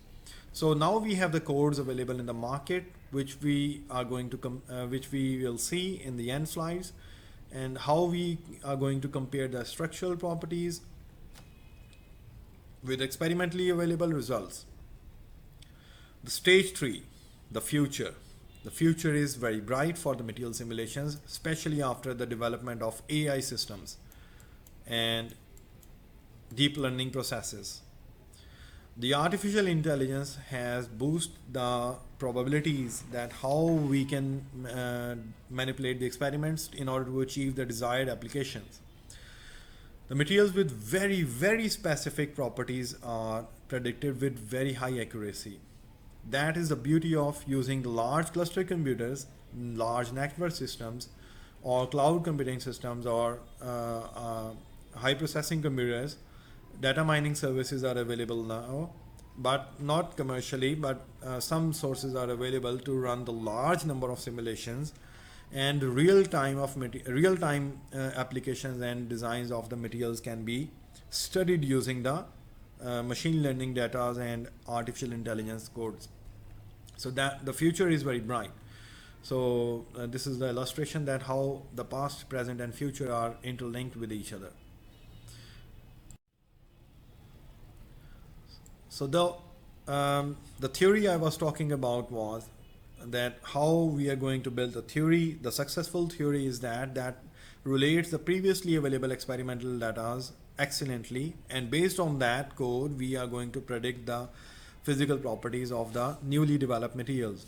So the state-of-the-art theory we are working and available in the market based on different codes is density functional theory. Density functional theory is the fundamental tool that is currently being used in number of commercial and non-commercial codes available in the market. The theoretical approach we are facing here is applicable at almost every scale. That DFT can be used on nanoscales, microscales, and even in large scales, and it is applicable everywhere in the in all basically all the available codes. The code is basically based on electronic configurations, that how the electrons are oriented. In material sciences, the idea of the theory is circling around the electrons, that how the electrons move in the system, how the electrons interact with each other, and what is the bonding conditions, what is the environmental conditions, and based on that we develop our codes. Sorry about the spellings. This is electron configuration, and the electron configuration is very important in defining the potentials, the electron potentials, that how these electrons will interact with each other, and what are the consequences of their interactions in the system. So everything is based on the electron. So density functional theory is basically based on the movement of electrons in a system, then how we are going to calculate their movement. And their movement, their motion is not like the classical approach. So everything is everything is developed in the quantum mechanics. So the basics of the quantum mechanics is the Schrödinger wave equation. We use the Schrödinger wave equation in density functional theory to estimate the electron potentials, electron configurations, electron interactions. So many things can be calculated using this Schrödinger wave equation, and that is basically used in multi-scale modeling and by using the concept of functional. I'm going to explain that what is a functional and why it is necessary in Schrödinger wave equation. So these are the basics of the density functional theory, that how it should be used. It is basically based on the flow of electrons, the interaction of electrons, the potential of electrons, and based on these electron configurations, and one can understand this as a system of large grand canonical ensemble. In statistical physics, we measure the probability of the system, that how the particles interact with each other, how the fermions interact with each other, and based on their interactions we find the ground state stability, and then we will investigate the physical properties based on the ground state energy. So this is the basic flow of the code, that how the density functional theory is going to be implemented on the material simulations code. The best part is that it accurately predicts some of the physical properties, not generally all, but it gives the idea or the trend of the material, that where the material is going actually, what are the basic assumptions, what are the physical parameters we are going to use in our model, basic density functional theory, and we can actually predict the physical properties, and based on that we can, if we have to redefine the physical parameters in order to accurately predict the properties, we can do that in density functional theory by selecting the good potentials. So there are many replacements of these potentials, approximate values of these potentials. The best potential will give you the accurate results, and the least accurate potential will give you the general results. Maybe in some cases we receive overestimated results, so in that case we need to run our simulations again. In short, everything is circling about the Schrödinger wave equation, and we have to implement the Schrödinger wave equation on the functional, the electron density functional.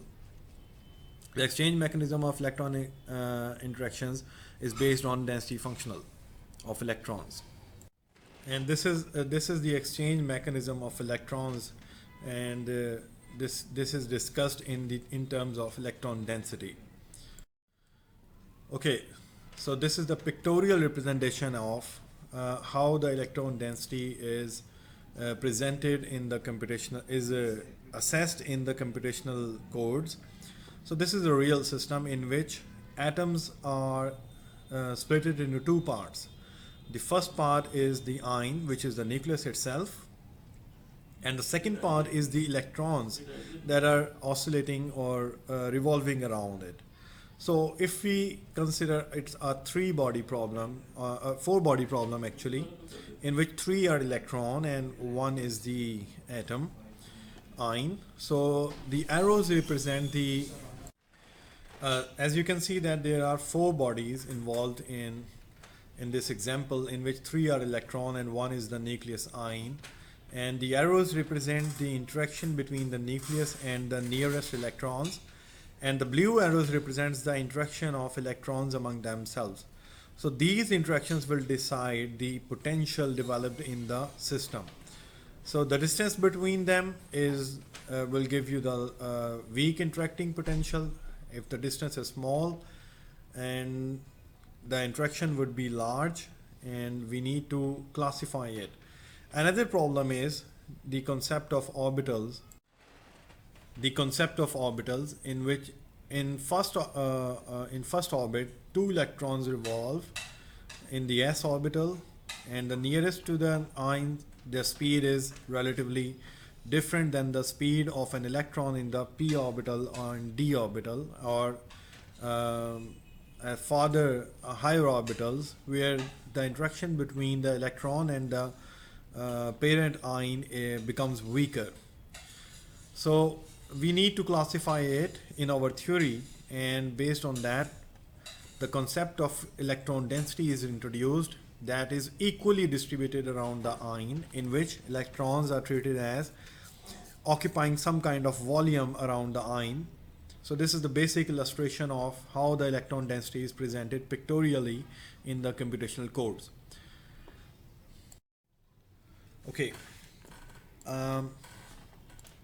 First step is to classify the structure, that the properties we want to investigate. So we have defined the structure. There are many ways to find out the nature of the structure. Some structures are already available in literature, and some are available in computational sites like Material Studio and crystallography.org. These are the well-known sites in which you can find the exact structure of your compound.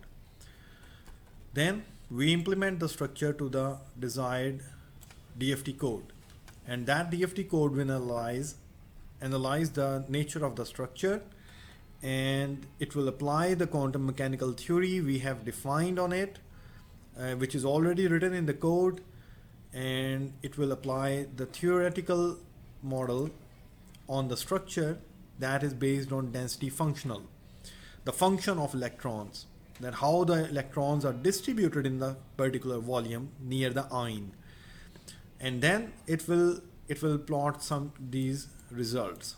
These are the physical properties. We investigate that how the electrons interact. These are the density of states actually, and behind this is the band gap illustration. This is this graph, and the last one is the combined density of states.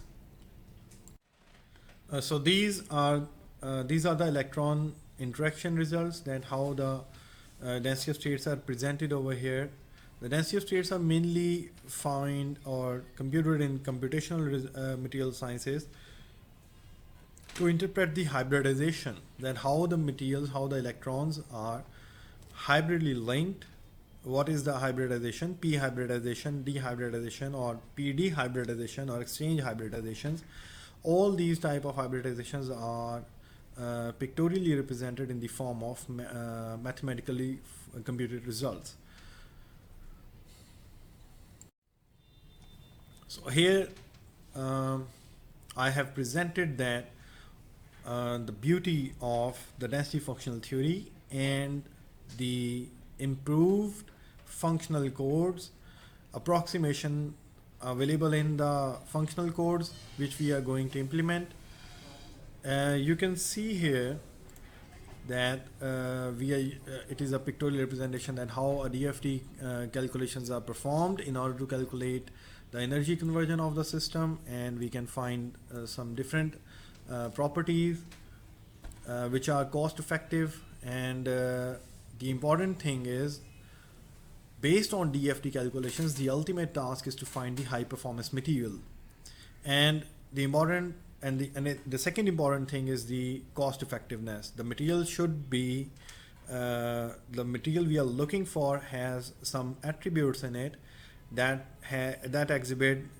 must exhibit high performance in real-time systems, and the fabrication of that material should be cost effective, easily available in the market, and the device fabrication based on that material should be not complicated. So here we can see that the experimental comparison with some of the basic codes are presented here, in which experiment is black line and B3PW code is the red line, and B3LYP. These are all functionals. These are all type of functionals we use in DFT calculations, and HF is the hybrid functionals, and PWGGA are all are presented here. As we can see that hybrid functionals are actually overestimating some results, and GGA is underestimating the results because it is below the experimental value. The newer approximations are these codes. These are the codes that are near to the experimental value. So that means in our calculations, if we use hybrid functionals, it is not necessary that hybrid functionals always give you the best approximations. Sometimes they give the overestimations, and sometimes they give very much overestimated values, which we don't really need in our calculations. And GGA, it is well known that GGA, generalized gradient approximation, or local density approximations, or hybrid functionals, they underestimated the results. The underestimation. So these are the functionals that we generally use in computations, and they give best approximations. So as you can see that in this material, barium, for barium zirconate, it gives the best approximated values. Strontium zirconate, very good. Strontium titanate is very good. But in case of MgF2, there is a difference between experimental value and computed B3 LYP and B3 PW methods. And here for this material, it is approximately accepted. But for in case of hybrid approximations, you can see that the difference between the experimental value and the computed value is large enough. So there are many aspects we have to consider in order to give the theoretical estimation of experimentally computed results. So one fundamental aspect we need to analyze is that are there any d orbital elements involved in our compound, in our material? What is the nature of the structure? So these are the aspects we have to check before performing our simulations. So these are the checks that are there any involvement of heavy elements? Heavy elements means there are d orbitals involved, and transition elements. The difficulty in transition elements is that the electrons are transiting about the orbitals, that is the high energy, and between the high energy and low energy, DT2G and DEG, between these degenerate orbitals.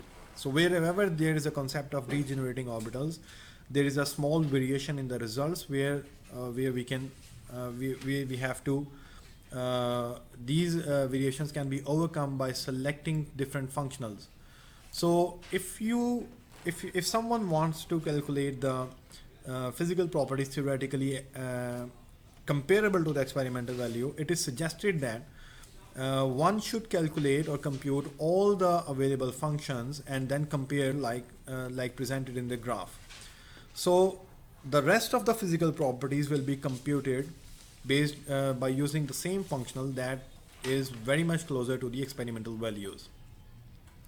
So here we can see that this is the scale, time scale, and length scale illustration of the DFT codes, that we can analyze the crystal structure, and based on that we can study the nanostructures, 2D structures, even polymers, and then we can go to the higher scales up to thin film analysis, and then we can investigate the device fabrication and up to some meter scale.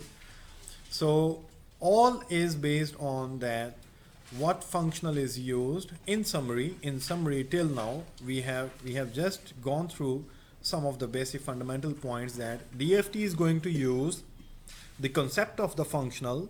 The functional is electron density distribution around the ion. So the best functional will give you the best approximation and comparable results with the experimentation, and based on that we can develop thin films. We can also study the polymer structures if it is non-crystalline structure, and we can study the thin films, and we can study the bulk structures and nano devices or bulk devices. We can investigate all kind of properties using this DFT calculation. Okay, this is the basic overview that how the Schrödinger wave equation is modified based on the functional, the concept of functional. So most of the properties of materials as discussed are based on electron interactions. So electron interactions are fundamental thing that is going to be implemented in the Schrödinger wave equation, and how the mobility of these electrons is depending on the Hamiltonian of the system. So our Hamiltonian has three basically terms. One is the kinetic energy term, second is the potential energy term, and third is the interaction energy term.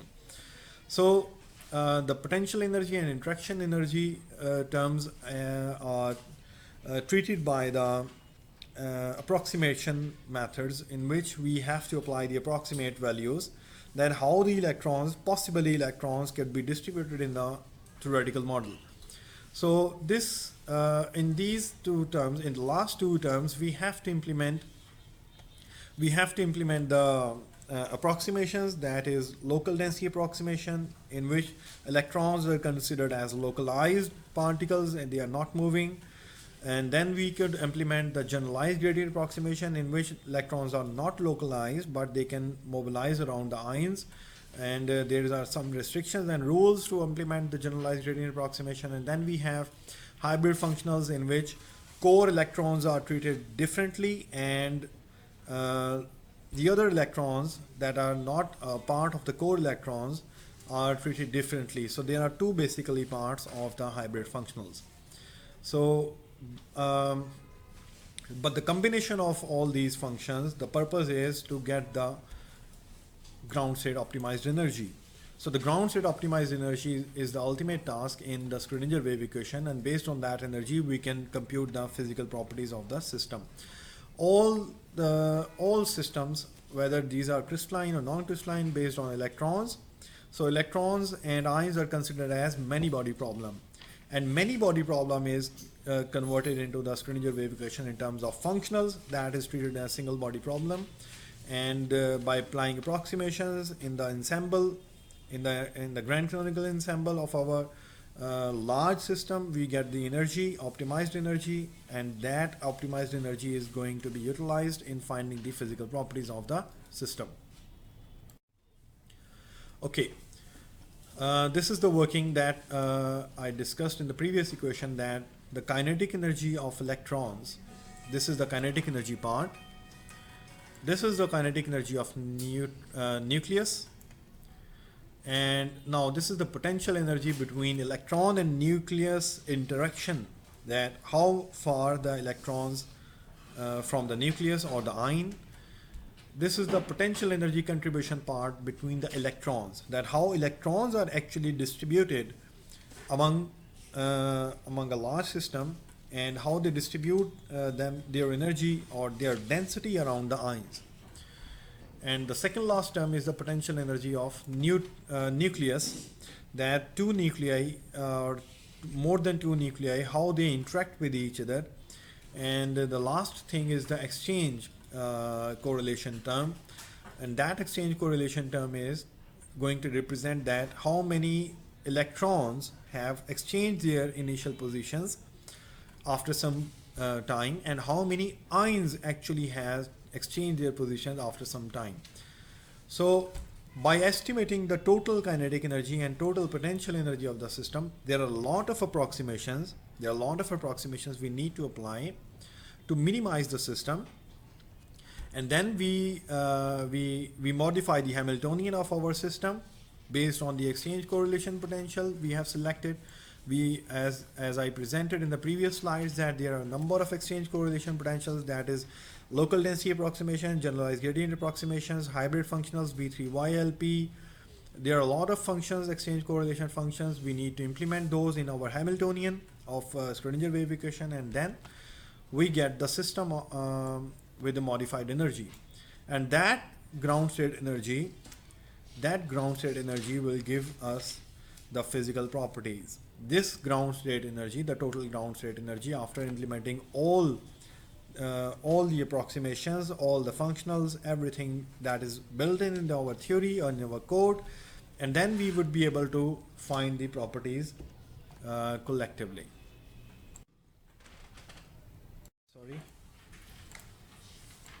The self-interaction error is the basic and most fundamental error in DFTs, and we need to solve that. We need to remove this error, that how two electrons, there is a possibility that while exchanging the positions of electrons during exchange correlation, there is a possibility that two exchanges are done simultaneously, and that is additional amount of energy added in our system. So in order to overcome this, there are still people working to overcome the self-interaction error when electrons exchange their energy within the density functional across the ions.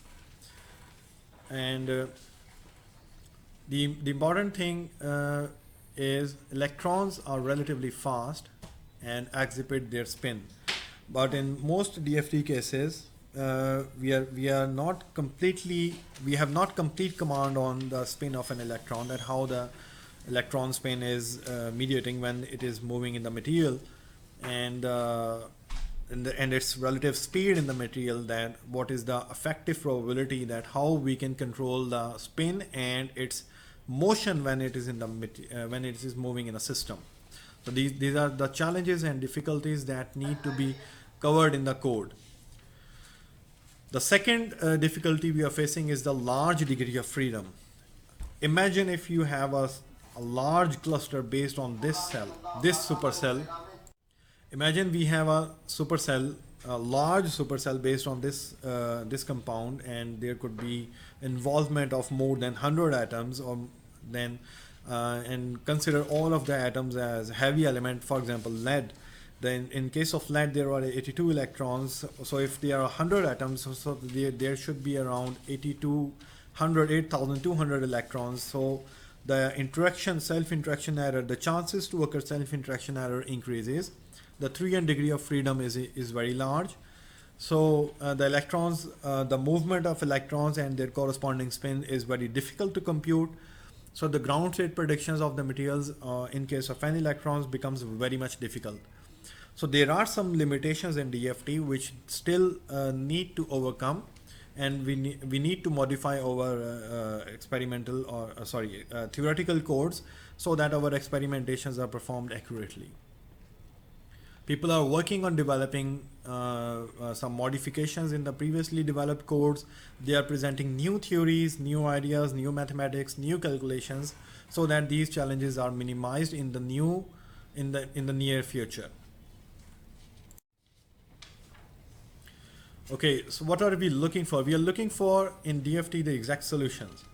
So the exact solutions, as I told you, that this is not possible currently in the available codes because of the limitations, as we discussed in the previous slides, that there are limitations. The fundamental limitation, as discussed previously, is the self-interaction error. So that need to be minimized so that our results are accurate. In first, this is the overflow of the codes, and how we implement the different functionals in DFTs, and then finally we reach the chemical accuracy of our code. First, we apply the Hartree approximation. Okay, before reaching here, we need to classify that how many electrons are involved in our system and how many ions are involved. Ions are basically the nuclei involved in our system. Do we need to involve the interaction between the nuclei and electrons? If yes, then we can move on to the next phase, in which electrons are treated as core electrons and outermost electrons. These are classified separately, and then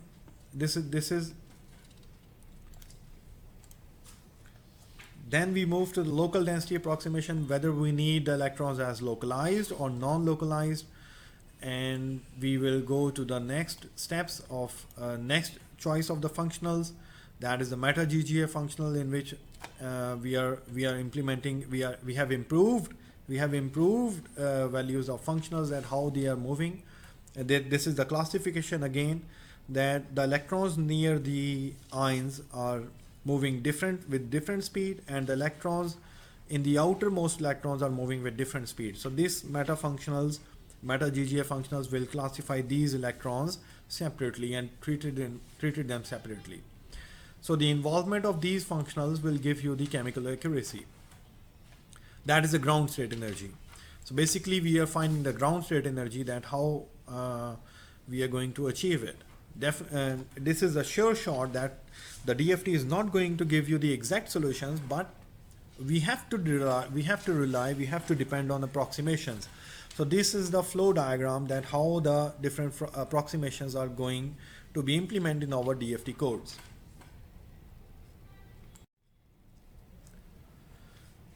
As you can see here, that how this is the comparison that how accurate our DFT codes are.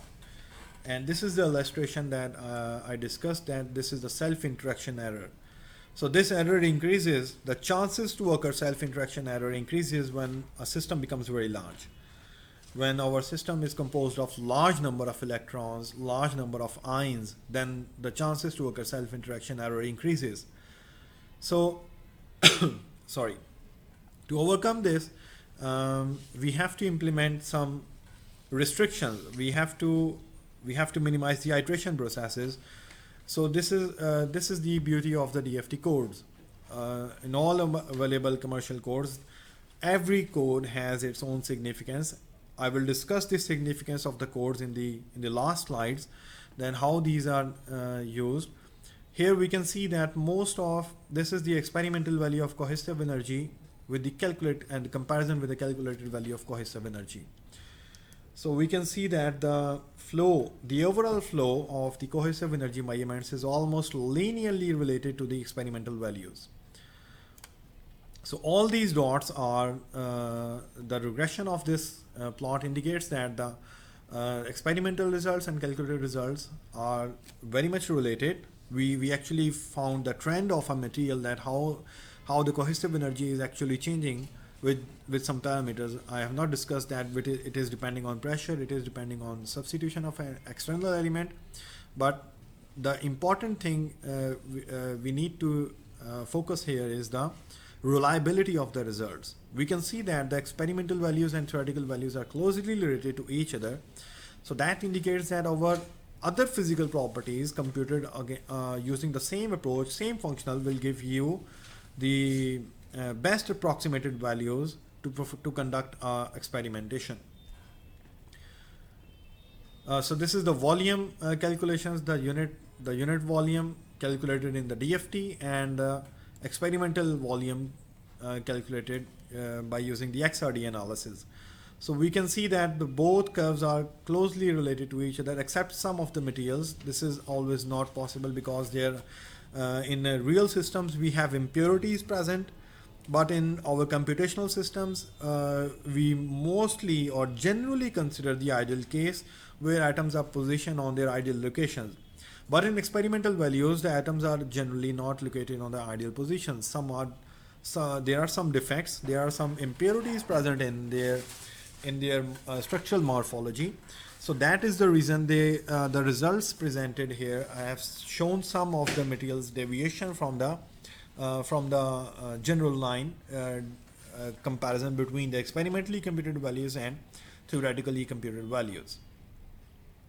Giant software available that is called ICMMS, and ICMMS is basically used for interacting how the liquids or how the other materials or how the chemical senses are interacting with each other. So every code has its own significance, that how we are going to use it depending on the choice of our application we are going to use. So it all depends on the choice of application. So this is the list. The list is not limited here on a single page. As I told you that there are a lot of computation codes available in the market.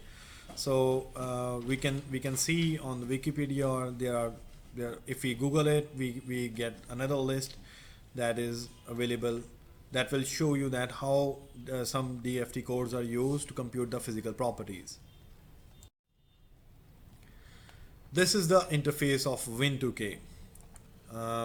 Me and my group members are using the Win2K tool to investigate the physical properties. This is again the DFT code that is based on density functional theory, and we are using this to investigate the physical properties of the materials that are comparable to experimentations.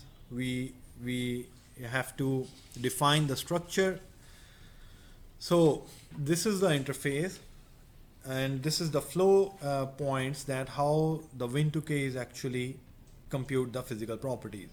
First of all, we need to define the structure we want to study. And the structure could be the CIF file generated from the experimentation data. That is most preferable if we want to correlate our experimentation and theoretically computed results. So I prefer that we should import CIF files in the structure generation. That this is the structure gen section in which we import the SIF files computed in the XRD analysis, and we generate the structure in this interface. If we don't know the SIF file, or we are still computing the results and we want to pursue and we are sure that the structure formed or analyzed in our XRD analysis is, then we define our structure by ourselves. There are two ways. One is the available websites, that is Material Studio or crystallography.org, in which we can find the theoretically formed structures and experimentally formed available SIF files respectively. We can find both of them in the available websites. In case if we have restrictions of using our own structure, then we need to develop the XRD data into the SIF format, and then we import the SIF file into the Win2K, and then the second step is the initialization. We perform the initialization step by step. The initialization in Win2K is again the classification that how ions are separated from the electrons, how electrons are separated from the core electrons to the outermost electrons. So basically we are implementing the density functionals to the Schrödinger wave equation. We are modifying the Hamiltonian, but not by commands, not by using some long tedious mathematics. It is just a GUI interface where we have to click on the buttons.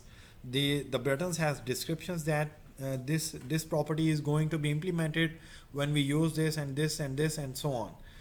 So once the initialization is done, we need to run the self-consistent field calculations. The self-consistent field is basically again it depends on the motion of electrons, how electrons are distributing in the particular density volume around the ions. So once the SCF calculations are fully converged, if these calculations are not converged, we need to run the iteration process again. So this is Win2K code is an iteration based code in which iterations are run unless we reach a convergence point. So the convergence point criteria we need to classify by ourselves. We need to know that what could be the convergence criteria. So this is available in the booklet or in the help guide of the Win2K, that which convergence criteria we need to select when we are dealing in different structures. So this is available in the lecture slides of the Win2K, or in the hand notes, or in the manual of the Win2K. Once we have completed the SCF calculations, we can investigate the magnetic properties of the materials. The spin orbit coupling effects will give us the more, as I told you that there was a deficiency in the DFT codes, that how spin is treated in the DFT codes when an electron is moving in a system, and how this spin is related to the system when electrons are moving at very high speed. So the spin orbit coupling effects is another dimension of DFT calculations that will give the more appropriate results, more approximate results. Better approximations are achieved by using spin orbit coupling. And then we measure the forces among the electrons, ions. So how the system is stable under the ambient circumstances that we have provided in the Win2K environment, and all these calculations are estimated in SCF calculations. So once the SCF calculations are completed, what is the next task? Well, our next task is to find the properties. We can find the energy band structure of the materials. We can find the density of states of the materials. The density of states are a very important parameter in studying the hybridizations, that how the material is stable. This density of states will give the illustration that how electrons are hybridly linked, how their hybridization is interacted, that is p hybridization, d hybridization, s hybridization, or combinations of sp hybridization or pd hybridization or sd hybridization. There are higher hybridizations, that DF hybridization and so on. But density of states will give us a clear pictorial representation that how the material is, how the material atoms are linked together by hybridization. That hybridization can be further investigated in the terms of the covalent bonding or the ionic bonding present in the material. And the further elaboration on the nature of the bonding, that it is ionic bonding, covalent bonding, or metallic bonding, can be classified using the electron density. The X-ray spectra is used to investigate how the electrons are and ions are treated in the material. And lastly, we can investigate the optical properties of the material. And what is the refractive index of the material, what is the real part or imaginary part, what is the dielectric function of the material. All these properties, all these parameters are actually linked with the experimentally available values or parameters, so that we can comparatively find that what is the best optimized result for our material, so that we can perform the successful experiment. And thank you very much. I am very much thankful to the all members for listening, and I'm thankful for the conference chairperson Dr. Mehdat, and conference co-chairpersons Dr. Osama and Dr. Hanan. And again, I'm thankful to the all organizing members, organizing committees, scientific committees, science cafe team, and sponsorships, all the sponsors. And I welcome all the oral speakers that now they will present their wonderful task, and we will continue the session after this.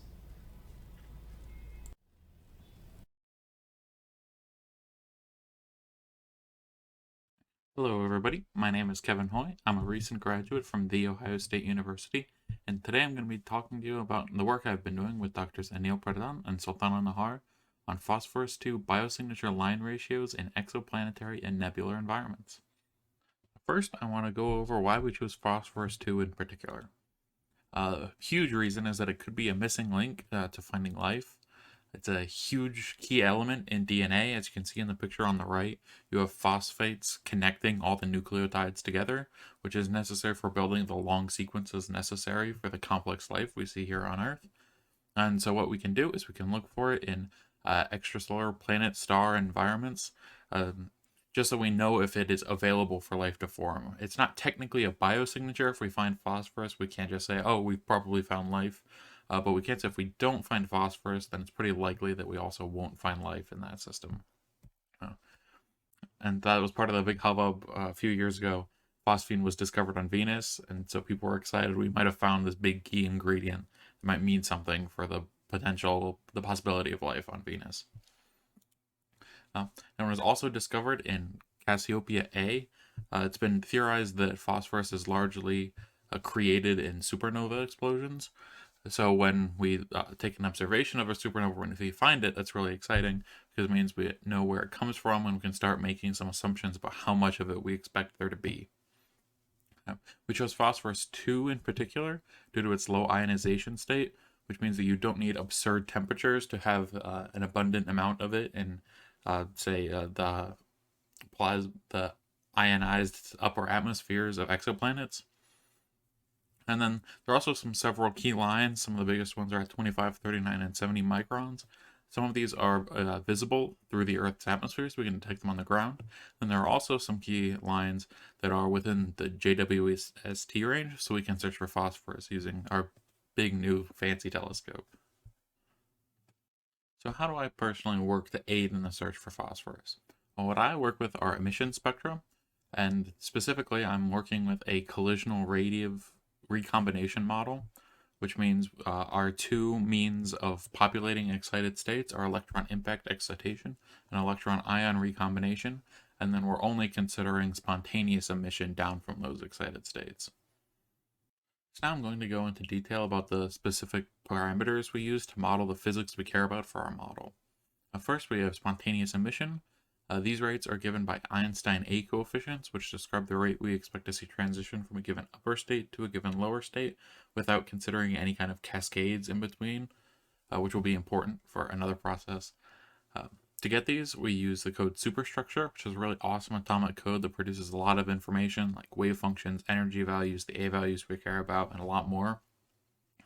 This code uses a bright Pauli approximation, which means it does consider relativistic effect. It doesn't consider all of them, but it considers the most important ones. So that improves the accuracy of the code quite a bit. For electron impact excitation, we use another awesome set of codes called the R matrix codes, which also can produce tons of different atomic data. For us, we use them for collision strengths and the level-specific recombination rates I'll talk about in a little bit. For the collision strengths, they're all well and good for physics, but for our purposes, we need them to be a little bit different. So we process them into what are called effective collision strengths, which I'll go into more detail on in a little bit. For electron-ion recombination, we're using the unified method of Nahar and Pradhan. These level-specific recombination rates are calculated using those R matrix codes I mentioned, and many of them are publicly available on Dr. Nahar's online NORAD database. Then for recombination, we also need cascade coefficients, which, as I mentioned earlier, A values only consider direct transition from one state to another, but for recombination, we want to understand how an electron recombining into some excited state might decay into also populating some of the lower states beneath it. And for that, we want to consider every single avenue you have to get from that upper state to that lower state, including any combination of levels in between. I mentioned that when we're modeling electron impact excitation, and we first calculate what are called collision strengths and then process them into effective collision strengths. I'll spend a little bit of time describing what I mean and why we do that. So these collision strengths, these describe the probability that an incident electron of a given energy will interact with an ion to produce a given excited state. And so you can see we have two sets here. On the left, we have some literature values from TIAL 2004, and on the right, we have a big part of this work was that Dr. Sultana Nahar has recalculated these collision strengths, including many more energy levels within the ion. So we believe these new values on the right to be much more accurate. And you can see there's fairly substantial difference between the two. So the issue with working with collision strengths is that they care about electron energy, and they're highly resonant. They have very strong resonant structures. So, as much as we would like to, we can't know the energy of any given electron out in space. And it's very important that we know more or less exactly how much energy that has, because a very minor change in energy has a very strong change in collision strength, as you can see here. So it makes them very difficult to work with when we're modeling real plasmas out in space. So instead of working with collision strengths directly, we process them into what are called effective collision strengths. To do that, we may not be able to know the exact energy of any given electron out in space, but we do know that as a whole, they'll very closely follow a Maxwell-Boltzmann distribution according to the temperature of the plasma. So what we can do is average over the collision strengths with the Maxwell distribution function, and that will produce the effective collision strength. Whereas before, collision strength detailed the probability that an excitation occur as a function of electron energy. Now these effective collision strengths give the rate at which we expect to see those for a given temperature within the plasma. So as you can see here, we compare our results to those from the literature values TIAL 2004. You can see some fairly substantial differences between the two. So what do we do with all of this data? Well, we feed it into the code that I've been working with called Spectra. The code was written about 30 years ago in Fortran, and what I've done is I've taken the original code and translated it into C++, while also including this new recombination function, which hugely improves the accuracy of the model. Along the way in the translation, I've sped up the runtime a little bit. I've added some new functionality that makes it easier to use, and that's something we'll continue to be doing in the future. So what you see here are some of the results of our work. We're comparing three lines here. The red line is there are the line ratios calculated using the collision strengths calculated for this work, including recombination. The black lines is using those collision strengths without recombination, and the blue line is calculated using the effective collision strengths from TIAL 2004, also without recombination. And as you can see, our results in both cases differ from those used calculating using TIAL's values. And incorporating recombination also has a major effect. So this tells us is that the new code we're producing, modeling more physics, is much more accurate. And so these new lines we also expect to be much more accurate to what we would see out in the universe. And here are more results from our work. These are line ratios that are specifically within the range of JWST spectrometers. And what we're comparing here are the different temperatures. So you can see along the x-axis is the density. And here are more results from our work. Here, we've specifically selected ratios containing only transitions that are within the range of JWST spectrometers, and now we're also plotting for temperature. So you can see along the x-axis, the line ratio depends on electron density, and now in the different colors, you'll see how it reacts to temperature. So what's next? Well, I'm going to continue improving and adding functionality to Spectra. This will not only make it a more useful code that's able to do more things, but I'll also be working to make it easier to use. We're also going to be combining results from my code with my colleague Michael Rothman's GN4XAP code, which is used to model absorption to create complete simulated exoplanet spectra, which includes both absorption and emission across multiple ions and molecules. Just to sum up what I've talked about today, we have combined spontaneous emission, electron impact excitation, electron ion recombination to produce a model for phosphorus-2 emission, as we could see in exoplanetary atmospheres and star formation regions, which could perhaps be a clue to finding new life in the universe. Thank you very much for attending my talk. If you have any questions, I'm happy to field them at hoy.104@osu.edu. Thank you very much for having me, and I hope you enjoy the rest of the conference.